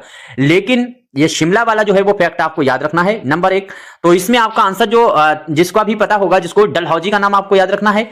डलहौजी का शासनकाल भी 2 हिस्सों में बटा हुआ है, 1848 से लेकर के 1858 तक यही था। और यही एक कारण भी था कि जिसने 1857 की क्रांति करवाई थी। लेकिन 1857 की क्रांति के समय जो शासक है वो कैनिंग है, गवर्नर जनरल जो है वो कैनिंग था, लेकिन उसको इसीलिए लाया गया था, इसी की वजह से डलहौजी ने इस तरह की नीतियां बना दी थी। डलहौजी के बारे में याद रखिएगा, मैंने पिछले वीडियो में भी कहा था कि जैसे रेलवे सेवा है, डाक सेवा है, तार व्यवस्था है, इन सभी की शुरुआत करने वाला जो है वो डलहौजी ही है। एक चीज आपको याद रखना। और 1854 में कितना है, 1854 आपको याद रखना है। 1854 में वुड डिस्पैच जो है और स्त्री शिक्षा पर जोर देने का काम जो किया है वो डलहौजी ने ही किया है। तो डलहौजी के इतने फैक्ट आपको याद रहेंगे। तो यही वो बंदा है जिसने राजधानी परिवर्तन किया है। और सार्वजनिक निर्माण विभाग की भी स्थापना इसी ने की थी। तो जो है सार्वजनिक निर्माण जो होते हैं उनकी व्यवस्था भी इसी ने की थी, ये चीज आपको याद रहेगी। अगला सवाल, अगला प्रश्न यह है, दूसरा दिल्ली दरबार 1911। देखिए 1911 में ये लगा था, 1911 में लगा था, जिसमें ब्रिटिश राजकुमार जॉर्ज पंचम, यहां पे देखिए ये टाइपिंग एरर है, जॉर्ज पंचम का नाम आपको याद रखना है। तो जॉर्ज पंचम जो है वो आया था और उसकी वाइफ तो थी राजकुमारी, जिसको मैरी कहते हैं, ये भी आई हुई थी। तो इनके स्वागत के लिए जो दरबार लगाया है वो लॉर्ड, आपको याद रखना है, हार्डिंग द्वितीय ने लगाया था। और हार्डिंग द्वितीय का जो समय सीमा है जहां से उसने शासन किया है, तो 1910 से लेकर के 1916 तक किया है। कुल मिलाकर के ये ज्यादातर 5-5 साल के लिए ही आते थे। तो 1910 से लेकर के 1916 तक हार्डिंग रहा। हार्डिंग द्वितीय का नाम आपको याद रखना है क्योंकि एक और भी आया हुआ है। तो इसी के समय दरबार जो है वो लगा था। देखिए अगर आप उर्दू के छात्र हैं तो आपको मालूम होगा, दरबार दहली जो है नज्म लिखी थी अकबर इलाहाबादी ने, वो इसी के लिए लिखी थी, जॉर्ज पंचम के लिए और राजकुमारी मैरी के लिए ही लिखी थी। आप में से कोई भी बच्चा उर्दू का स्टूडेंट है तो अपनी किताब शाहीन स्क्रीन पर दिख रही है, इसको मंगा सकते हैं और इसका अध्ययन कीजिए, इसमें प्रैक्टिस लगाइए। बाकी जो भी इस किताब के बारे में जानकारी चाहिए वो नंबर आपको दिखता है, उसी नंबर से आप कांटेक्ट करके मंगा सकते हैं, जानकारी ले सकते हैं, कोई भी मशवरा है दे सकते हैं, कोई व्हाट्सएप नंबर, सारी चीजें उसी पर हो सकती हैं। तो इतनी बातें आपको याद रहेंगी उम्मीद करता हूं। देखिए एक चीज और याद रखिए, देखिए बंगाल विभाजन भंग जो हुआ है उसको भी भंग करने का काम भी इसी ने किया है, क्योंकि बंगाल विभाजन 1905 में हुआ और फिर 1905 में बंगाल विभाजन के बाद में 1911 में विभाजन को रद्द करने का काम जो है वो इसी ने किया है, इसलिए ये इंपॉर्टेंट भी है। देखिए हम उन्हीं को क्वेश्चनों को लेकर आते हैं जो आपसे पूछे जाते रहते हैं। दूसरी बात कि भारत की जो राजधानी जो कोलकाता से दिल्ली परिवर्तन जो है उसकी घोषणा 1911 में की गई थी, वो भी इसी ने ही की थी। 1911 में जो है वो दिल्ली को राजधानी, लेकिन 1912 में फिर परिवर्तन करके कोलकाता को राजधानी बनाया गया था। तो कोलकाता से शिमला की राजधानी किसने बनाई, ये आपको याद रहना चाहिए। कोलकाता से दिल्ली की राजधानी किसने बनाई है, तो हार्डिंग ने। फिर वापस दिल्ली से फिर कोलकाता किसने बनाई है, वो भी हार्डिंग ने। तो इस तरह से आपको याद रहना चाहिए। देखिए आप अगर पहली बार अपने चैनल पर आए हैं तो चैनल को सब्सक्राइब करके और जो भी सजेशन है उसको दीजिएगा, जो क्वेश्चन गलत होते हैं वो भी हमको बताइएगा। देखिए ये क्वेश्चन जो है वो कल एक्सप्लेन में गलत हुआ है, तो इसको हम आपके सामने फिर से करेक्ट करके लाए हैं। भारत का सबसे बड़ा टाइगर रिजर्व कौन सा है, ये हमने कहा था कि नागार्जुन सागर बांध जो है वो सागर है, ये बिल्कुल सही है, लेकिन हमने वहां पे झारखंड बता दिया था। ये झारखंड में नहीं बल्कि आंध्र प्रदेश में है, और जिसने भी बताया है उन सभी का धन्यवाद। देखिए खुशनुमा है, वो बहुत कोशिश करती हैं, तो उनका बहुत बहुत धन्यवाद, उनकी लगातार मेहनतें हैं। और ऐसे ही स्टूडेंट या एस्पिरेंट जो होते हैं तैयारी करने वाले, वही सफल भी होते हैं। तो ये आंध्र प्रदेश में है बल्कि झारखंड में नहीं है। और साथ ही साथ में आंध्र प्रदेश जो है तेलंगाना है, भले अलग अलग एक ही स्टेट था, अलग अलग है, तो तेलंगाना तक ये फैला हुआ है। ये चीज आपको याद रखना चाहिए। और भारत का सबसे छोटा टाइगर रिजर्व अगर पूछते हैं तो वो बोरही है, महाराष्ट्र में। बस इतना सा कल गलत हुआ था कि आंध्र प्रदेश की जगह पर झारखंड टाइप हो गया था, और झारखंड ही मैंने एक्सप्लेन कर दिया था। ये गलती हुई थी। जो गलती होती है हम अगली वीडियो में उसको फौरन सुधारते हैं, बाकी कोई वीडियो में गलती नहीं होती है। आप जो मोहब्बतें दिखाते हैं उसके लिए धन्यवाद। भारत छोड़ो आंदोलन के समय भारत का गवर्नर कौन था?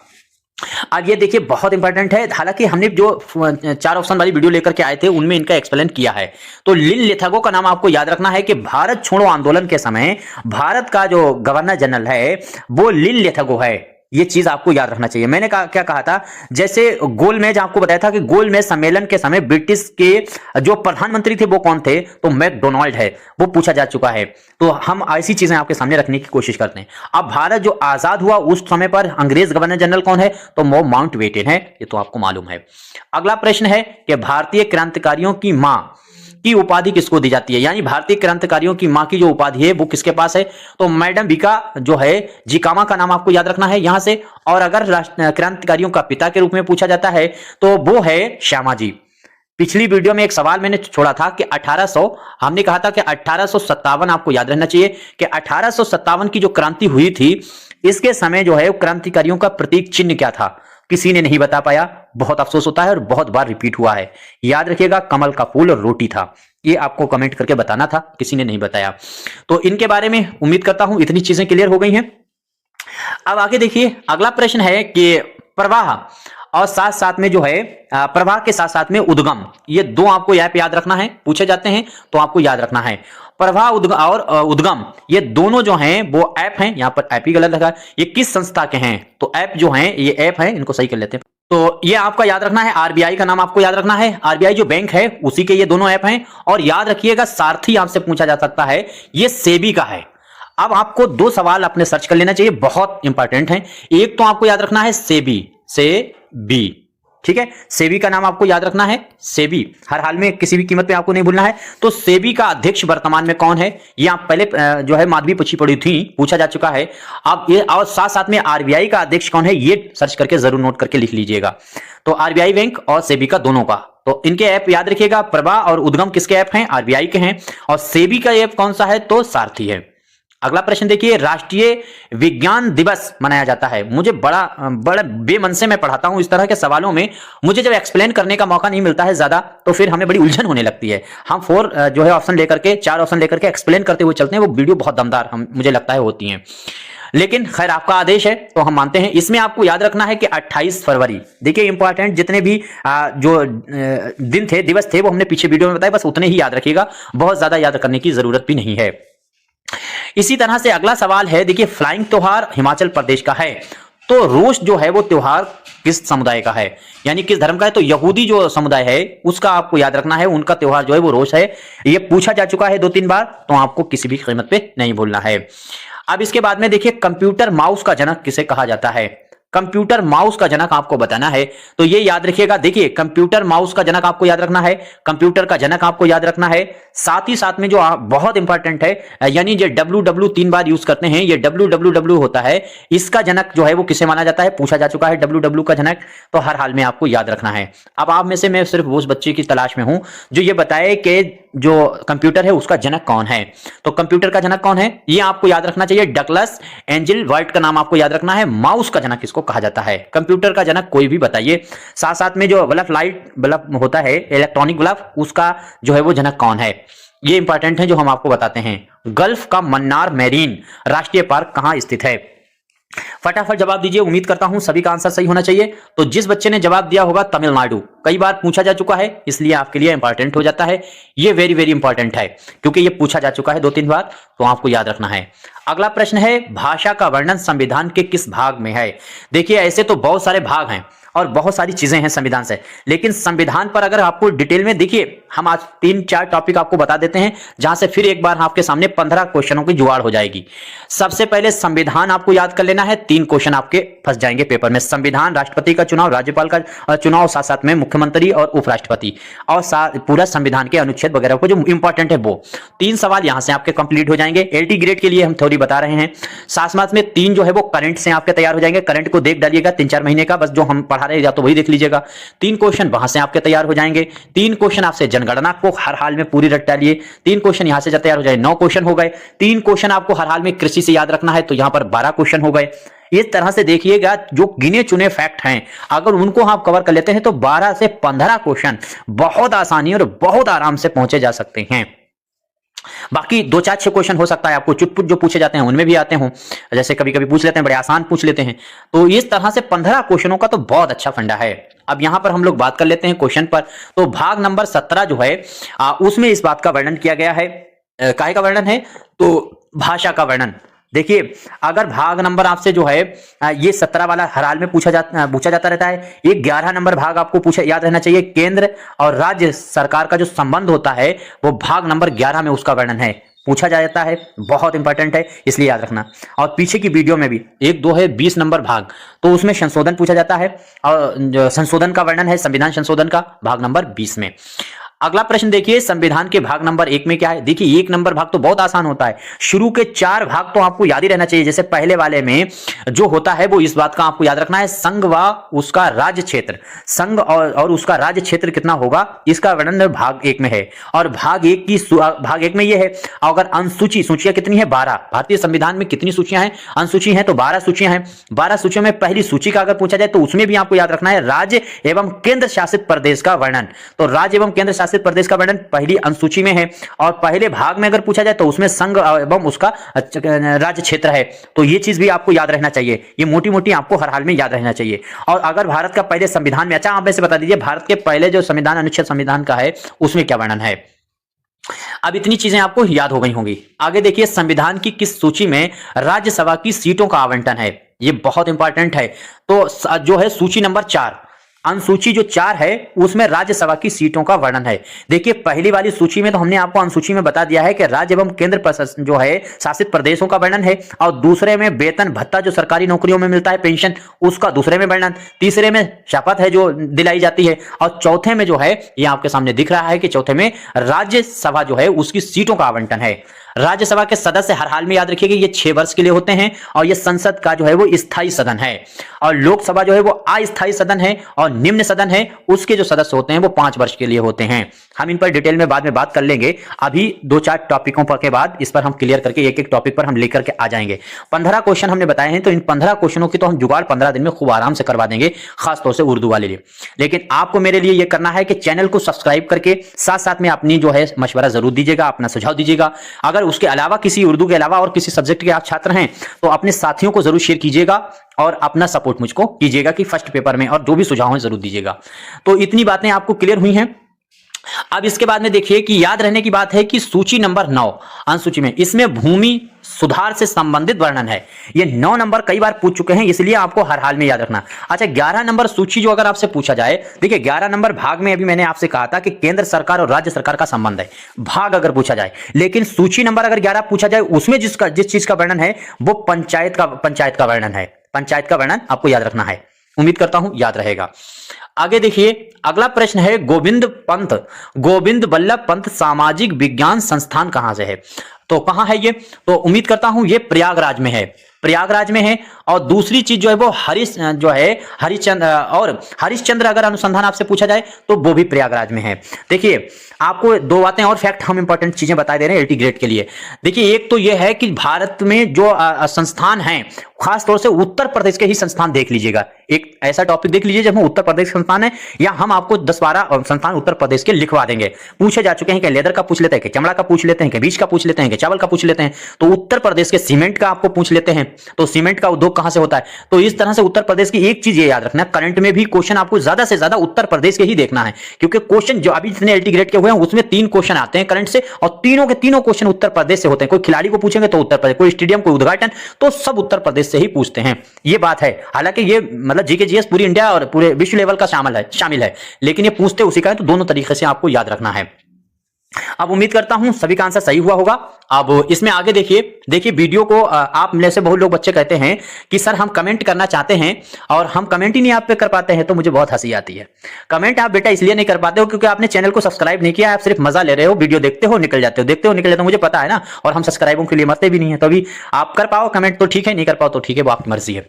हमें तो पता है, हमें हंसी आती है ना। और वो बच्चे ऐसे हैं जो हमारे ग्रुप में ही जुड़े हुए, हम व्यक्तिगत खूब जानते हैं, लेकिन हम जानते हैं कि ठीक है, बढ़िया है, बहुत अच्छी बात। भारत का सुपर कंप्यूटर का जनक कौन है? तो भारत का सुपर कंप्यूटर का जनक जो है वो विजय भाटकर को नाम आपको याद रखना है। सुपर कंप्यूटर के जनक आपको, अब आप में से कोई एक बच्चा है वो ये बता दे सुपर कंप्यूटर जो भारत का है उसका नाम क्या है। 1-2 बार पूछा जा चुका है, इसलिए आपको मालूम होना चाहिए। अब देखिए एक चीज और, यहां पर सुपर कंप्यूटर का जनक आपसे पूछा है, उम्मीद करता हूं सभी को मालूम होगा, लेकिन अब यहां पर 2-4 चीजें और भी आपको देख लेनी चाहिए। जैसे चलिए एक्सप्लेन नहीं करेंगे, वीडियो बहुत बड़ी होती जा रही है। हड़प्पा पे आ जाइए। हड़प्पा नगर धोलावीरा कहां है? हड़प्पा नगर तो धोलावीरा, ये आपको याद रखना है। तो धोलावीरा जो है उसको कितने भाग में ये पूछा जा चुका है, तो आंसर आपका सही होगा 3 भाग। 3 भागों में इसको बांटा जा चुका है। याद रखने की बात है कि हड़प्पा जो है वो बृहद, आपको याद रखना, स्थल राखीगढ़ी में है। 2-3 बार राखीगढ़ी और हड़प्पा से आपसे पूछा जा चुका है। तो इतिहास में हम आपको 5 पॉइंट बता देते हैं जहां से क्वेश्चन कवर हो सकते हैं। एक आंदोलन और उनके आंदोलनकर्ता, खासतौर से उत्तर प्रदेश बाराबंकी से आंदोलन चलने वाले और हरदोई से चलने वाले। एक इतिहास से 1 पॉइंट ये। दूसरा पॉइंट जो है वो अंग्रेजों का हमने बता दिया है, जितना उतना ही काफी है। तीसरा पॉइंट आपको यहां से देखना अगर है तो हड़प्पा की सभ्यता और जैन धर्म और बौद्ध, इन दोनों लोगों के बारे में देख लीजिएगा। इंपॉर्टेंट फैक्ट हम आपको बताते चलते हैं, हिस्ट्री में इतना ही काम आपका है। तो ये राखीगढ़ी जो है वो इसी से संबंधित है। आगे देखिए एका आंदोलन, देखिए आ भी गया, यहां प्रश्न भी आ गया है। एका आंदोलन जो है वो प्रारंभ यूपी के किस शहर से हुआ था? देखिए ये पूछा जा चुका है, तो आपको याद रखना हरदोई और बाराबंकी से जो आंदोलन ये शुरू हुआ था। लेकिन याद रखने की बात आपको जो है इंपॉर्टेंट, वो चिपको आंदोलन भी है। इसके प्रणेता कई बार पूछे जा चुके हैं, कौन है? तो चंडी प्रसाद भट्ट का नाम आपको याद रखना है। देखिए चंडी प्रसाद भट्ट जो है इसके नेता हैं, लेकिन इसका नेतृत्व और किसने किया था? तो आप में से कमेंट करके बताना चाहिए। एक बार पूरा चिपको आंदोलन आपको पढ़ लेना चाहिए सर्च करके। आगे देखिए कृष्ण नदी। तो कृष्णा नदी की सहायक नदी कौन सी है? उम्मीद करता हूं सभी का आंसर सही होना चाहिए और बहुत ही अहम और बहुत ही इंपॉर्टेंट है। तो कृष्णा नदी जो है उसकी सहायक नदी आपसे पूछा गया है। तो भीमा, डॉन और तुंगभद्रा, ये तीनों जो हैं वो सहायक नदियां किसकी हैं? कृष्णा नदी की हैं। एक चीज आपको हर हाल में याद रखिएगा। दूसरी बात, चंबल की अगर सहायक नदी पूछ ली जाए तो चंबल की जैसे क्षिप्रा, पार्वती, काली सिंधी, ये तीनों जो हैं वो चंबल की सहायक नदियां हैं। उम्मीद करता हूं इतनी तो याद ही रहेंगी। सहायक नदियां वैसे बहुत हैं लेकिन आपको सिर्फ इतनी ही याद रखना है। एक कृष्णा नदी की, कृष्णा की जो है नदी है उसकी आपको याद रखना है सहायक नदियां भीमा, डान, तुंगभद्रा, ये आपको दिख रही हैं। दूसरी आपको चंबल की याद रखना है, चंबल की क्षिप्रा, पार्वती, काली सिंधी आपको याद रखना है। अगला प्रश्न देखिए कि वैदिक घड़ी का आविष्कारक किस शासक के शासनकाल को कहा जाता है? तो किस शासक के शासनकाल को कहा जाता है? ये आपका आंसर जो सही है वो है विक्रमादित्य। तो विक्रमादित्य जो हैं उनका नाम आपको याद रहेगा, लेकिन आपसे सवाल इतना है कि विक्रमादित्य का असल यानी जो वास्तविक नाम है वो कौन सा है? ये आप में से कोई कमेंट करके जरूर बताएं, क्योंकि बहुत इंपॉर्टेंट विक्रमादित्य हैं, अशोक हैं, जिनके बारे में मोटी मोटी चीजें आपको याद होना चाहिए। राइटरों में चाणक्य हैं, इनको पता होना चाहिए। विष्णुगुप्त हैं, वो चाणक्य हैं, विष्णुगुप्त तो उसी को कहते हैं, चाणक्य को ही कहते हैं। साथ ही साथ में जो है वो आर्यभट्ट के बारे में आपको मोटा मोटा पता होना चाहिए। ये चीजें हम आपको बताते चलते हैं। हाँ, अब ये प्रश्न देखिए कि देवी शक्ति ऑपरेशन चलाया गया था, किस देश के लिए चलाया गया था? तो देवी शक्ति जो ऑपरेशन भारत ने चलाया था वो याद रखिए वो अफगानिस्तान में जो भारतीय फंसे हुए थे उनको बचाने के लिए देवी शक्ति चलाया गया था। देखिए कल की वीडियो में हमने 5-6 आपके सामने जो ऑपरेशन चलाए गए उनके बारे में बताया था, वो आपको याद है। तो देवी शक्ति आपको याद है। गंगा आपको याद रखना चाहिए, मैंने कहा यूक्रेन में जो भारतीय फंसे थे उनके लिए जो गंगा चलाया गया था। आज हमने बताया हुआ था वो इजराइल में जो फंसे हुए भारतीय थे उनके लिए चलाया गया था। तो ये 3-4 जो मोटे मोटे हैं कम से कम ये तो याद ही रहना चाहिए। इसके बाद में अगला प्रश्न यह है कि उदास भारत और भारत की आत्मा, हमने इसको भी कई बार बताया है कि उदास भारत और भारत की आत्मा, उदास भारत और भारत की आत्मा, ये इसके लेखक कौन है? तो लाला लाजपत राय का नाम आपको याद रखना है। और हमने 2-4-6 किताबें और भी बताई थी, वो वीडियो आपको देख लेना चाहिए। पीछे की वीडियो जरूर देखते रहिएगा, उनको रिपीट कर करके देखते रहिए। देखिए आपके पास समय कम है, time is short, time is very short. तो आपको क्या है कि जो पढ़ाया गया है उसी का रिवीजन बार बार करते रहिए। आप इधर खोजें उधर खोजें, इधर देखें उधर देखें, इससे कुछ नहीं होने वाला है। देखते रहिए, फिर आपकी मर्जी। आप किसी को भी देखें, कम से कम एक फॉलो कर रहे हैं तो उसको फॉलो करते चले। बाकी अपने सब्जेक्ट को भी पूरी तरीके से हम पढ़ा चुके हैं, उसको सब कंप्लीट करा चुके हैं, उनको बार बार रिपीट करके देखते रहिए। आगे देखिए कि इको डेकन एजुकेशन सोसाइटी का संस्थापक किसे कहा जाता है? यहां पर देखिए एक चीज आपको याद रखना है कि जो लाला लाजपत राय साहब हैं, इनके बारे में आपको याद रखना है कि इन्हीं को जो है वो डेकन एजुकेशन सोसाइटी का संस्थापक भी कहा जाता है। ये पूछ चुके हैं इसलिए आपको याद रखना चाहिए। अगला प्रश्न देखिए असम। अब ये वेरी वेरी इंपॉर्टेंट है, यानी जो है इसके बारे में आपको याद रखना है। ये क्वेश्चन आपसे इस तरीके के क्वेश्चन जब पूछेगा तो बहुत मुश्किल होगा। आपको पढ़ाने वाले तो उन्हें तो भी चाहिए, उन्हें तो मर्जी हो जो चीज पढ़ाते बैठे हैं। आपको याद रखना है, यहां से हम आपको बता देते हैं कुछ फैक्ट, सिर्फ आपको वो याद रखना है। देखिए असम है, पंजाब है, तेलंगाना है, इन तीनों राज्यों में राज्यसभा की सीट्स कितनी हैं? तो इन तीनों राज्यों में राज्यसभा की सीट जो है वो सिर्फ और सिर्फ 7 सीट हैं। एक चीज आपको इतनी याद रहेगी कि राज्यसभा की सीट कितनी है? 7 सीट हैं। अब आपको याद रखना, देखिए आपको पढ़ने को क्या है, विधानसभा की सीटें हर राज्य की याद रही है तो 28-28, 36-36 राज्य कैसे याद करोगे? लोकसभा की सीटें याद रखिए, फिर विधान परिषद की याद रखिए, ये कुछ ना करिए। आप सिर्फ राज्यसभा की याद करिए, सिर्फ और सिर्फ राज्यसभा की, क्योंकि अभी तक जो भी सीट से क्वेश्चन आया है वो राज्यसभा से ही आया है। तो देखिए हम आपको बताते हैं, जैसे आंध्र प्रदेश और गुजरात और मध्य प्रदेश, 3 राज्य आपको याद रखना है कि आंध्र प्रदेश, गुजरात और मध्य प्रदेश, इसमें जो राज्यसभा की सीट्स हैं वो सिर्फ और सिर्फ 11 सीट हैं। तो 11 सीट कितने राज्यों में है? 3 राज्यों में, आंध्र प्रदेश, गुजरात और मध्य प्रदेश, इन तीनों में 11-11 सीट हैं राज्यसभा की। इसी के साथ साथ में 7 सीट आपको दिख रही हैं कि असम, पंजाब, तेलंगाना, इन तीनों में 7-7 सीट हैं। अब एक पॉइंट आपको याद रखना चाहिए इंपॉर्टेंट, जैसे मेघालय, नागालैंड, सिक्किम, त्रिपुरा, इनको आपको याद रखना, अरुणाचल प्रदेश, गोवा, मणिपुर, साथ ही साथ में मिजोरम, आप नोट कर लीजिएगा, और पुडुचेरी, इतने राज्यों को आपको 9 को याद रखना है। इन 9 राज्यों में जिनके नाम बताए, इनमें सिर्फ राज्यसभा की एक ही सीट है, एक ही सीट है, तो इनको निकाल दीजिएगा। बाकी अब मैच कराने को पूछते हैं, ये मतलब 3 ये हैं, याद रहेंगे। 7-7 सीट वाले, 11-11 सीट वाले 3 रहेंगे, 1-1 सीट वाले 9 हैं, तो इतने कितने हो गए? 9 और 6 15 राज्य तो ऐसे निकाल दीजिए। बाकी आपको कंफ्यूज करेगा, जैसे उत्तर प्रदेश में सबसे ज्यादा जो है वो 31 सीट है, राज्यसभा की, या फिर केरल में 9 है, जम्मू कश्मीर में 4 हैं, कर्नाटका में 12 हैं, महाराष्ट्र में 19 हैं और तमिलनाडु में 18 सीट हैं। तो इस तरह से आपको याद रखना चाहिए। हिमाचल प्रदेश, उत्तराखंड और दिल्ली, इनमें राज्यसभा की 3 सीट हैं तीनों राज्यों में, बस। और क्या रह गया? कुछ नहीं है। सबसे ज्यादा अगर सीट जो है आपसे पूछा जाए तो सबसे ज्यादा सीटों में बस उत्तर प्रदेश आपको याद रखना है। बाकी सबसे कम में सीट में तो हमने बता दिया कि 9 है, जिनमें 1-1 सीट है। आगे देखिए, अगला प्रश्न है कि टेलीफोन का आविष्कारक कौन है। तो टेलीफोन का आविष्कारक उम्मीद करता हूं सभी को मालूम होना चाहिए, ये है ग्राहम बेल। तो ग्राहम बेल जो है वो टेलीफोन के आविष्कारक हैं। मोबाइल देखिए हम लोग सभी लोग यूज करते हैं। मोबाइल का आपसे पूछा जाए जनक कौन है तो मार्टिन कूपर का नाम आपको याद रखना है। रेडियो का मार्कोनी को याद रखना है। टेलीविजन आपको हर हाल में याद रखना है, तो टेलीविजन का कौन है? टेलीविजन भी याद रखिएगा। इसका JL वेल्ड नाम आपको याद रखना है, ये टेलीविजन के हैं। अब जैसे इसके बाद में आपको दूरबीन का याद रखना चाहिए, गैलीलियो है, वो तो सभी को मालूम होता है, बहुत आसान रहता है। इसके बाद में एक और आपको डीजल का बहुत आसान है। डीजल जो है वो वैज्ञानिक का नाम ही डीजल था, उनका नाम पूरा मुझे जहन में नहीं आ पा रहा। ये परमानेंट सवाल जो है वो 3 आपसे पूछे ही जाते हैं पॉलिटी में, यूपी के एग्जाम के अंदर। आप PYQ देख लीजिए, आपको मालूम चल जाएगा। तो आइए आज जानते हैं कि क्या है लोकसभा, क्या है राज्यसभा, क्या है विधानसभा, क्या है विधान परिषद। इनमें से अगर एक भी बॉडी को आप समझ जाएंगे, चाहे लोकसभा और राज्यसभा को समझ जाएं, तो विधानसभा और विधान परिषद ऑटोमेटिक समझ जाएंगे। आपको मैं नोट बाई जो है आपके सामने लेकर के आया हूं, आप पॉइंट टू पॉइंट इनको अपने पास नोट कर सकते हैं। देखिए, सबसे पहले जो हम बात करेंगे वो है लोकसभा। एक चीज याद रखिए कि भारत सरकार चलाने के लिए भारत की एक संसद है। मान लीजिए यही एक संसद है, यहाँ पर हम आपको क्लियर करके चलेंगे, थोड़ी चीजें समझा दें बैकग्राउंड तो आपको आसानी से समझ में आ जाएगा। मान लीजिए ये एक गोल जो है, ये एक संसद है और इसको 2 हिस्सों में बांट दिया गया है। यहाँ पर 2 हिस्सों में, कलर चेंज कर देते हैं, 2 हिस्सों में बांट दिया गया है। एक तरफ जो है वो लोकसभा है और इधर दूसरी तरफ राज्यसभा है। यहाँ पर लोकसभा और राज्यसभा का मतलब पार्टियां नहीं है। लोकसभा और राज्यसभा 2 सदन हैं, 2 सदन हैं और इन्हीं सदन के तौर पर दोनों को मिला करके कोई भी कानून जो है वो बिल के रूप में आकर के पारित हो जाता है। ये आगे हम बात करेंगे। अब एक चीज यहां से याद रखने की बात है कि मान लीजिए कि ये आपके सामने इधर लोकसभा है, इधर राज्यसभा है। अब इस लोकसभा में भी ये कैंडिडेट मान लीजिए ऐसे ये कैंडिडेट बैठे हुए हैं। इस वाले सदन में ये मान लीजिए भारतीय जनता पार्टी के कैंडिडेट हैं। दूसरे ये इसी के अंदर आपको देखेंगे, ये बैठे हुए आपको दिखाई देंगे, ये कांग्रेस के कैंडिडेट हैं। इसके बाद में इसी सदन के अंदर बैठे हुए आपको ये वाले जो हैं वो बसपा के होंगे, ये सपा के होंगे। यानी कई पार्टियों के कैंडिडेट जो हैं वो इस वाले क्षेत्र में बैठे हुए हैं और इन्हीं में से एक किसी भी बहुमत प्राप्त जो कैंडिडेट होंगे, जो पार्टी होगी, उसका प्रधानमंत्री होगा।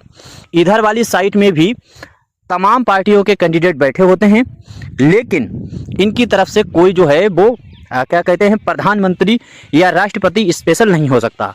इस वाली बॉडी से आपके सामने सिर्फ और सिर्फ जो हो सकता है वो उपराष्ट्रपति हो सकता है राज्यसभा से, और राज्यसभा का जो पदेन सभापति होता है वो उपराष्ट्रपति होता है। इतनी चीज समझ लीजिए। जितनी चीजें मैंने आपको समझाई हैं, यही सेम चीज आपको समझने के लिए याद रखना है, राज्य की सरकार चलाने के लिए भी होता है। जिस तरह से ये संसद है, संसद के अंदर 2 बॉडी हैं, लोकसभा और राज्यसभा, वैसे ही राज्य के अंदर विधानसभा होती है। विधानसभा में एक विधानसभा जो बॉडी भी होती है और दूसरी तरफ विधान परिषद होती है। एक बात याद रखिएगा कि विधान परिषद जो होता है वो सिर्फ हिंदुस्तान के अंदर 6 ही राज्य ऐसे हैं जहां विधान परिषद है। आगे ये बात आपके सामने आएगी। अब आइए हम लोग बात करते हैं। उम्मीद करता हूं इतना ग्राउंड आपको समझ में आ गया होगा। आप लोग उर्दू के हैं तो उनका जीके जीएस या पॉलिटी बहुत कमजोर होती है, इसलिए मैंने ये समझाने की कोशिश की। अब यहाँ से देखिए, आपको याद रखना है कि भारतीय जो निचला सदन, ये दोनों सदन जो अभी हमने आपके सामने बताए, फिर एक बार देखिए, ये लोकसभा, ये राज्यसभा। तो इनमें ये जो लोकसभा है ये निचला सदन है, इसको निम्न सदन कहते हैं। और ये वाला जो सदन राज्यसभा है ये उच्च सदन है, और ये उच्च सदन होने के साथ साथ स्थायी सदन है, क्योंकि इसे कभी भी राष्ट्रपति भंग नहीं कर सकता। इस वाले सदन को 5 साल बाद अल्टीमेटली अपने आप ये भंग हो जाता है, और ये जो है वो जनता के द्वारा चुने हुए कैंडिडेट होते हैं, जिनको हम लोग MLA जो है MP कहते हैं, मेंबर ऑफ पार्लियामेंट सांसद कहते हैं। इसी तरीके के सांसद ये भी होते हैं, लेकिन ये 6 साल के लिए होते हैं, ये 5 साल के, ये एक अलग विशेष प्रक्रिया के जरिए चुने जाते हैं और ये एक जनता के द्वारा चुने जाते हैं, ये आम चुनाव के तहत चुने जाते हैं। यही सेम कहानी राज्य के अंदर होती है। दोनों को एक साथ हम समझाते हुए चलते हैं। अब यहीं से देखिएगा, सीधे सीधे देखिएगा कि देखिए जो लोकसभा होती है उसके सदस्यों का सीधा चुनाव जनता द्वारा होता है। क्लियर हो गया। अब एक चीज याद रखिएगा कि अपने भारत के अंदर कुल मिलाकर के 552 सीट जो हैं वो लोकसभा के लिए हैं थी। अब इस टाइम पर मौजूदा हालत में 550 सीट मानी जाती हैं, जिन पर सांसद जो हैं वो 545 ही हैं। 545 सांसदों में ही सरकार बन जाती है। 545 का आधा आप करेंगे तो 545 का आधा जब आप करते हैं तो आधे से एक सीट ज़्यादा जो है जिसकी भी होगी वो उसकी सरकार बनेगी। मसलन 545 का अगर आधा करेंगे तो 506 जो है 73 पर सरकार बन जाएगी, क्योंकि 572 जो है 273 जो है उस पर सरकार बन जाएगी, क्योंकि 272 तक आप 272 का दुगना करेंगे तो 544 हो पाएगा। उम्मीद करता हूं समझ में आ रहा। कुल मिलाकर के सभी बातों की एक बात है कि राज्य और लोकसभा में जो कैंडिडेट हैं वो वर्तमान में 545 हैं और ये अधिकतम 550 हो सकते हैं। ऐसा क्यों है, अभी इस पर भी हम बात करते हैं कि 5 वो उनकी गिनती क्यों नहीं होती। एक बात याद रखिए, 552 टोटल थे, जिनमें से 2 जो कैंडिडेट हैं जिनको राष्ट्रपति चुनता था, ये देखिए एग्लो इंडिया, इसको समाप्त कर दिया गया है। तो इसी वजह से 552 के बजाय 550 होते हैं। अब ये जो 550 सांसद होते हैं ये 530 जो है वो राज्यों से आते हैं। यानी भारत में 2 तरह के राज्य हैं, एक तो पूर्ण राज्य हैं, दूसरे जो है वो केंद्र शासित राज्य हैं, जिन पर कंट्रोल जो है वो केंद्र सरकार का है। तो केंद्र सरकार का जो कंट्रोल है ये 8 राज्य हैं टोटल केंद्र शासित। इनमें से 8 में से जो सीट आती हैं लोकसभा की जीत करके वो 20 कैंडिडेट आते हैं। 530 पूरे भारत से आते हैं, तमाम राज्यों से। तो इस तरह से आपके पास टोटल जो हो जाएंगे वो 550 हो जाएंगे। लेकिन 545 क्यों आते हैं, क्योंकि पीओके जो पाकिस्तान का हिस्सा है वो पाकिस्तान उस पर कब्जा किए हुए वो भारत का हिस्सा है, और भारत का हिस्सा होने के नाते क्या हुआ है कि उन 5 सीटों पर चुनाव नहीं हो पाता है। तो वो 5 सीटें हैं तो, लेकिन वो उस पर पाकिस्तानी सेना का जबरन अधिकार बना हुआ है, उन पर चुनाव भारत जब कराएगा, उस पर हम अपने अंडर में जब उसको ले लेंगे हिस्से को, तो 550 सीटों पर चुनाव हो जाया करेगा। आगे देखिए, अब 500 जो है कुल मिला के वर्तमान में सांसद जो है वो 543 हैं। आई थिंक ये हमारे ख्याल से आंकड़ा गलत है, 545 सांसद हैं। इसके बाद में लोकसभा के जो सदस्य चुने जाते हैं उनका कार्यकाल आपसे पूछा जाता है। लोकसभा के कार्यकाल जो होता है वो 5 साल के लिए होता है। ऐसे ही विधानसभा का जो कार्यकाल होता है वो भी 5 साल के लिए होता है। मैंने क्या कहा, जो स्थिति केंद्र की सरकार के लिए लोकसभा की है वही स्थिति राज्य की सरकार में विधानसभा की है। तो इसी तरह से अब ये भी याद रखिए, विधानसभा के कैंडिडेट भी 25 साल की उम्र में चुने जाते हैं। इसी तरीके से 25 साल की उम्र में जो है वो सांसद भी चुने जाते हैं। राज्यसभा का मेंबर बनने के लिए आपको 30 साल की उम्र चाहिए। इसी तरह से राज्य में विधान परिषद का बनने के लिए आपको उम्र भी 30 साल चाहिए। उम्मीद करता हूं इतनी बातें समझ में आई। अगला पॉइंट देखिए, अब ये देखिए, जैसे अभी मैंने आपके सामने कहा कि ये मतलब हमारा संसद है, इसमें ये 2 सदन हैं, ये लोकसभा सदन है।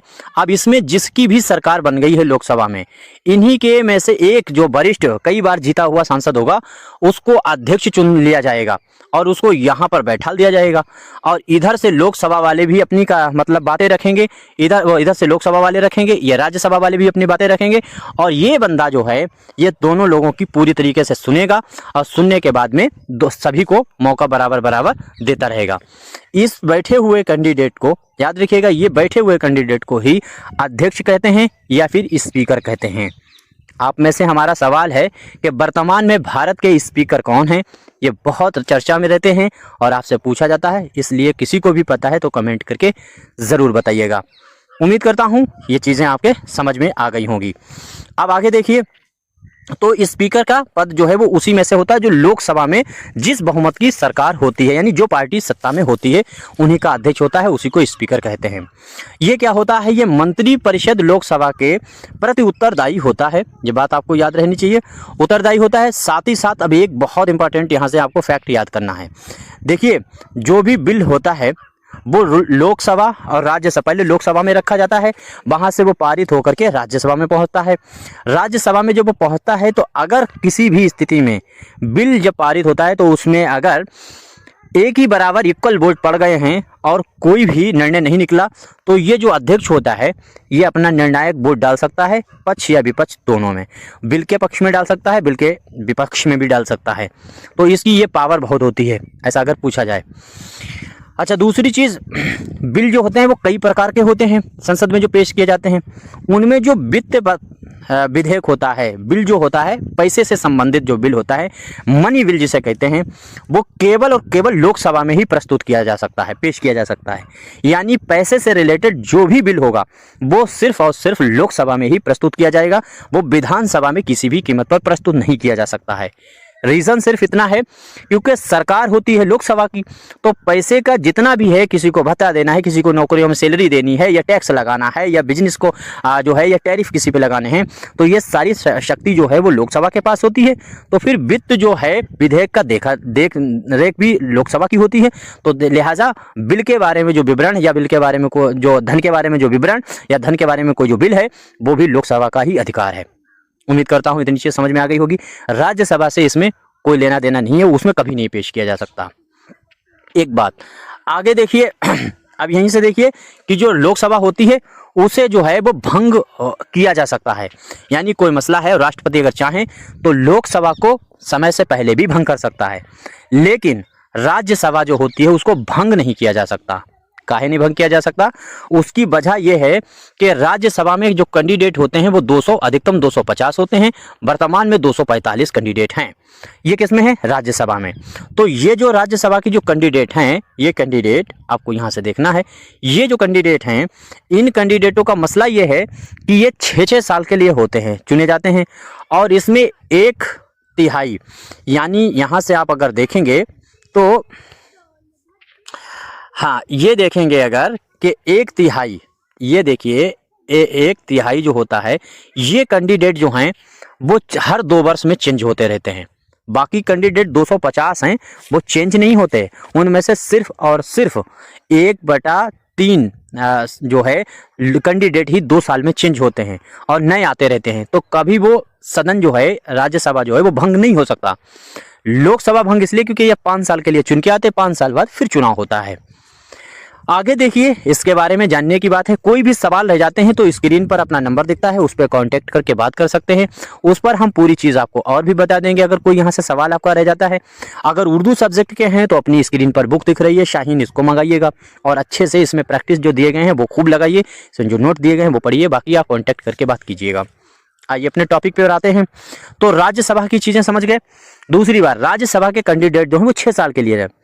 यही चीज राज्यसभा की सेम कंडीशन जो है वो आप देखेंगे राज्य की जो सरकार होती है उसमें विधान परिषद के अंदर होती है। विधान परिषद की सारी चीजें वही हैं जो केंद्र में राज्यसभा की चीजें हैं। उम्मीद करता हूं बस इतनी सी बात याद रखने की आपको जरूरत है कि इसे भंग नहीं किया जा सकता राज्यसभा को। क्यों? स्थायी सदन है और लोकसभा एक अस्थायी सदन है। आप देखिए, राज्यसभा के बारे में भी मोटी मोटी चीजें पहले जानेंगे, बाकी हम बाद में बात कर लेंगे। देखिए, राज्यसभा का क्या है, ये भारत का उच्च सदन है, अभी मैंने बता दिया। इसको भंग नहीं किया जा सकता, बिल्कुल अभी मैंने बता दिया। आप चीज़ें समझ में आ गई होगी क्योंकि जितनी देर में मैंने ग्राउंड बताया उतने में चीज़ें आपके समझ में आ गई होंगी। अब आगे देखिए, यहाँ पर 250 सीटें होती हैं। याद रखिए, ये टोटल जो सीट होती हैं जो चुनी जाती हैं राज्य सरकार वो राज्यों द्वारा और केंद्र शासित दोनों में मिलाकर के कुल मिलाकर के 200, आपको याद रहना चाहिए कितनी, 238 ही चुनी जाती हैं। इसमें से जो 12 कैंडिडेट होते हैं वो राष्ट्रपति द्वारा मनोनीत होते हैं। 12 राष्ट्रपति मनोनीत करता है। किनको करता है? कोई कवि हैं, साहित्यकार हैं, कोई वैज्ञानिक हैं, कोई समाज सेवी हैं। इस तरह के जो विशेषज्ञ होते हैं या भारत के लिए जिन्होंने विशेष रूप से कुछ काम किया है, उनको 12 लोगों को चुना जाता है। एक बात याद रखना, ये 12 जो कैंडिडेट चुनता है, जो भी नामित किए जाते हैं राज्यपाल द्वारा या राष्ट्रपति द्वारा, ये जब राष्ट्रपति का चुनाव होता है तो उसमें वोट नहीं डाल सकते क्योंकि ये राष्ट्रपति के चुने हुए 12 कैंडिडेट हैं। अगर इनको वोट डालने का राष्ट्रपति के अधिकार दिया जाएगा तो ये गारंटी के साथ उसी कैंडिडेट को राष्ट्रपति पद के लिए वोट दे देंगे जिसने इनको चुना होगा। क्योंकि ये प्रभावित हो सकते हैं। क्यों? इनको राष्ट्रपति ने चुना है और इनको ये चुना गया है 6 साल के लिए, और राष्ट्रपति स्वयं भारत का 5 साल के लिए है। पता चला भाई साहब 4 साल बाद 5 साल बाद राष्ट्रपति हट गए, राष्ट्रपति ने दोबारा चुनाव लेगा, तो ये 12 लोग तो पहले से ही इनके रेडी रहेंगे क्योंकि इनको पहले से चुना हुआ है, तो इसलिए इनको अधिकार नहीं दिया गया है। दूसरा, राष्ट्रपति के चुनाव में अधिकार जो है, जो विधान परिषद है उसके भी कैंडिडेटों को नहीं दिया गया है। क्यों नहीं दिया गया है? उसका भी एक रीजन जान लीजिए कि विधान परिषद जो है, मैंने अभी कहा सिर्फ और सिर्फ 6 ही राज्य हैं जिनमें विधान परिषद है। उत्तर प्रदेश में विधान, अभी नीचे आएगा तब नाम देख लीजिएगा, मैं नाम नहीं बताऊंगा, डिटेल हो जाएगी। 6 जगह विधान परिषद है और विधान परिषद 6 जगह है, बाकी राज्यों में विधान परिषद नहीं है। इसलिए विधान परिषद के कैंडिडेटों को राष्ट्रपति के चुनाव में वोट डालने का अधिकार भी नहीं है। उम्मीद करता हूं क्लियर हो गया होगा। तो राज्यसभा से कितने कैंडिडेट मनोनीत करेगा राष्ट्रपति? 12। अच्छा, दूसरी चीज, कितने कैंडिडेटों की संख्या है? 45। बाकी हम 245, बाकी चीजें हम बता चुके हैं। अब यहाँ से देखिए कार्यकाल कितने वर्ष का है, तो ये भी मालूम है 6 साल के लिए कार्यकाल इनका होता है। इसके बाद में देखिए हर 2 वर्ष में क्या होता है, हर 2 वर्ष में मैंने कहा था कि 1/3 सदस्य जो हैं वो सेवानिवृत्त होते हैं, हट जाते हैं यहाँ से, और इनकी आयु कितनी होती है? तो 30 वर्ष के लिए। तो अब यही चीज सेम विधान परिषद के अंदर भी होती है, उनके भी कैंडिडेट 1/3 हटते हैं, हर 2 वर्ष में हटते हैं, 6 साल के लिए होते हैं, 30 साल की इनकी आयु होती है। उम्मीद करता हूं क्लियर हुआ होगा। आगे देखिए उपराष्ट्रपति को देखिए, तो उपराष्ट्रपति जो होता है, ये भी मैंने कहा, उपराष्ट्रपति जो होता है वो राज्यसभा का पदेन सभापति होता है, और राष्ट्रपति के ना होने पर उपराष्ट्रपति राष्ट्रपति का भी कार्यभार संभाल सकता है। अच्छा, एक चीज सवाल मोटा सा हम पूछते हैं, बहुत आसान सवाल है। 2 सवाल बता दीजिए। एक तो उपराष्ट्रपति की सैलरी बता दीजिए, राष्ट्रपति की नहीं, उपराष्ट्रपति की सैलरी कितनी है। और दूसरी बात, राष्ट्रपति के ना होने पर जो उपराष्ट्रपति होता है वो राष्ट्रपति का काम देखेगा, लेकिन अगर राष्ट्रपति भी नहीं हो और उपराष्ट्रपति भी इत्तफाकन ना हो तो फिर ये राष्ट्रपति के पद वाली जो चीज है इसका कार्यवाहन कौन करेगा? आप में से किसी को पता है तो बताइएगा। आगे देखिए, अब यही चीज अभी हमने पीछे बात की थी, वही चीजें फिर पलट करके आई हैं। देखिए, धन विधेयक पर केवल सिफारिश कर सकता है लोकसभा, राज्यसभा इसमें बिल पेश नहीं कर सकता। इसके बाद में राष्ट्रीय महत्व के विषयों पर संसद को कानून बनाने की शक्ति दे सकती है। तो मतलब जो है, अब ये राष्ट्रपति को देश हित में कानून संसद बनाएगा, तो वो संसद को किस अनुच्छेद के तहत अधिकार मिला हुआ है? 249 के तहत मिला हुआ है। विधानसभा में आ जाइए, मैंने क्या कहा कि भारत की तमाम राज्यों में विधानसभाएं हैं, लेकिन विधान परिषद जो है वो 6 ही जगह है। ये बात हम बार बार रिपीट इसलिए कर रहे हैं ताकि ये पूछ लेते हैं कि निम्न में से किस राज्य में विधान परिषद नहीं है, या ऐसे भी पूछ लेते हैं सवाल कि निम्न में से किस राज्य के अंदर विधान परिषद है।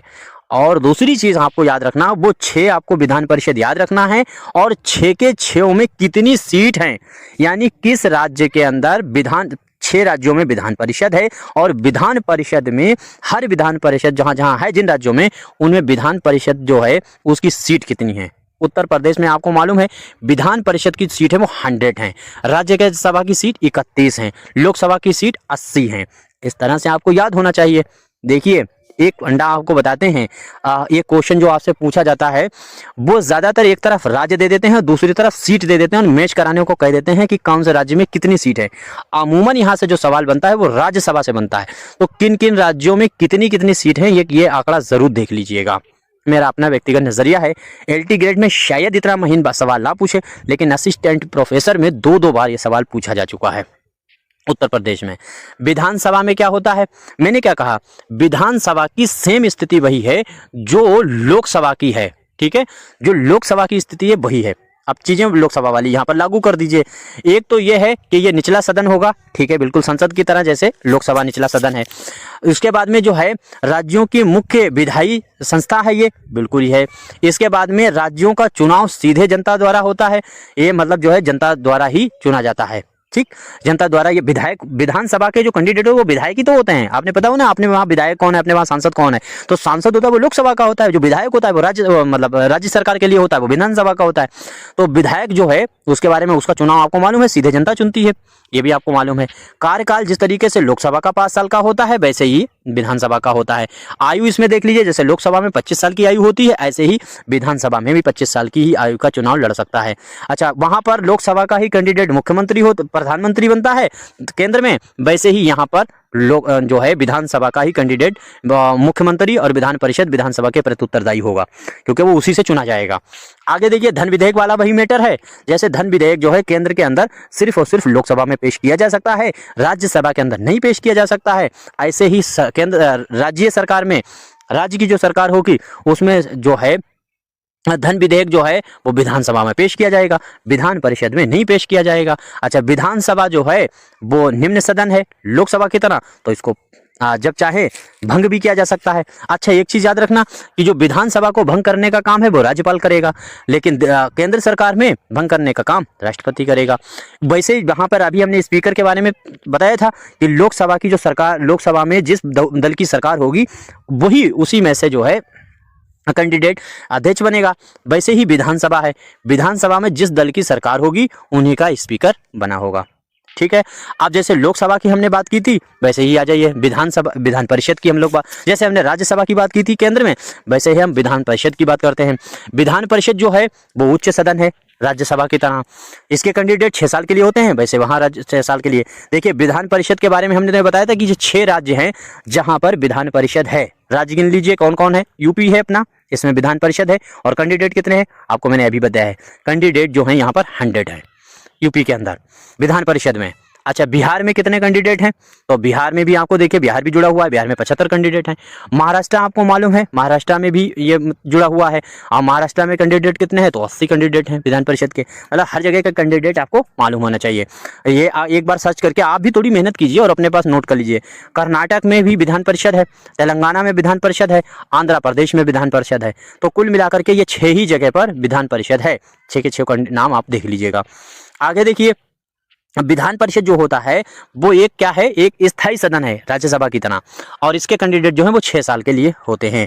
इसके बाद में हर 2 वर्ष में भी इसके कैंडिडेट, मैंने क्या कहा था, जैसे राज्यसभा के चेंज होते हैं ऐसे ही विधान परिषद के भी 1/3 तिहाई चेंज हो जाते हैं। अच्छा, इनको चुनने की प्रक्रिया देखिए, आपको मालूम है कि 30 साल का कोई भी कैंडिडेट है वो विधान परिषद का अध्यक्ष, वो विधान परिषद का सदस्य बन सकता है, यानी चुनाव विधान परिषद का एमएलसी का लड़ सकता है। देखिए, विधान परिषद वालों को जो कैंडिडेट होते हैं उनको एमएलसी कहते हैं, और जो विधानसभा के कैंडिडेट होते हैं उनको विधायक कहते हैं, इनको एमएलए कहते हैं। तो ये चीज क्लियर हो गई होगी। आगे देखिए, सदस्यों का चुनाव जो है वो विभिन्न प्रकार के द्वारा होता है। देखिए, शिक्षक के द्वारा होता है, साक्षर जो है स्नातक वाले स्टूडेंट हैं वो लोग चुनते हैं। अभी इसके बारे में हम बता रहे हैं, जल्दबाजी नहीं करेंगे। आप सोच रहे हैं सर को पता नहीं, फटाफट आगे बढ़ा जा रहे हैं। आगे स्थानीय निकाय है, और इसके बाद में राज्यपाल द्वारा मनोनीत होता है। हम बताते हैं आपको, यह सीधी आसान जबान में बात यह है। दरअसल जैसे मान लीजिए ये 100 लोग हैं, ठीक, राज्यसभा के 100 कैंडिडेट हैं उत्तर प्रदेश में, तो इनमें से 100 में से क्या होगा, 100 में से जो है वो 1/3 ये सदस्य जितने हुए, मान लीजिए इसमें से 32-33 जो भी सदस्य 1/3 में आते हैं, तो 1/3 में अगर आपके पास सदस्य आते हैं, मान लीजिए 25 सदस्य आए हैं 100 में से 1/3 में, तो उनको सिर्फ और सिर्फ जो है वो विधायक द्वारा चुना जाएगा। यानी मतलब जो है वो जो विधायक हैं वही उसी के जरिए वोट डाल करके उनको चुना जाता है। इसी के बाद में 1/3 उन्हीं जो बच जाएंगे, मान लीजिए 75 कैंडिडेट बच गया, उनको फिर 1/3 करा जाएगा। उनको चुनने का काम जो है वो नगर पालिका के जो चेयरमैन वगैरह, नगर पालिका के जो अध्यक्ष होते हैं या जिला पंचायत के सदस्य होते हैं, वो लोग उनको चुनने का काम करते हैं। फिर बचे हुए कैंडिडेटों में से फिर 3/1 किया जाता है, और उतने कैंडिडेटों को चुनने का काम जो क्षेत्रीय हैं वो लोग करते हैं। और फिर 1/6 कैंडिडेट जो होते हैं, 1/6 उनको राज्यपाल डायरेक्ट चुन देता है, मर्जी से चुन सकता है। उसके बाद में 1/12 कैंडिडेटों को जो स्नातक बीए करे हुए स्टूडेंट होते हैं इनका वोट होता है। सिर्फ वही बीए के स्टूडेंट डाल सकते हैं, बीए से ऊपर पढ़े हुए। और ये लोग जो हैं वो 1/12 कितने कैंडिडेटों को कर सकते हैं, तो 1/12 यहाँ से क्लियर करते हैं। तो स्टूडेंट और छात्र ये देखिए अलग अलग याद रखना है। देखिए, छात्र जो होते हैं वो 1/12 को चुनते हैं, बचे हुए कैंडिडेट फिर इनसे भी जो बच जाते हैं उनमें से 1/12 जो है वो स्टूडेंट चुनते हैं।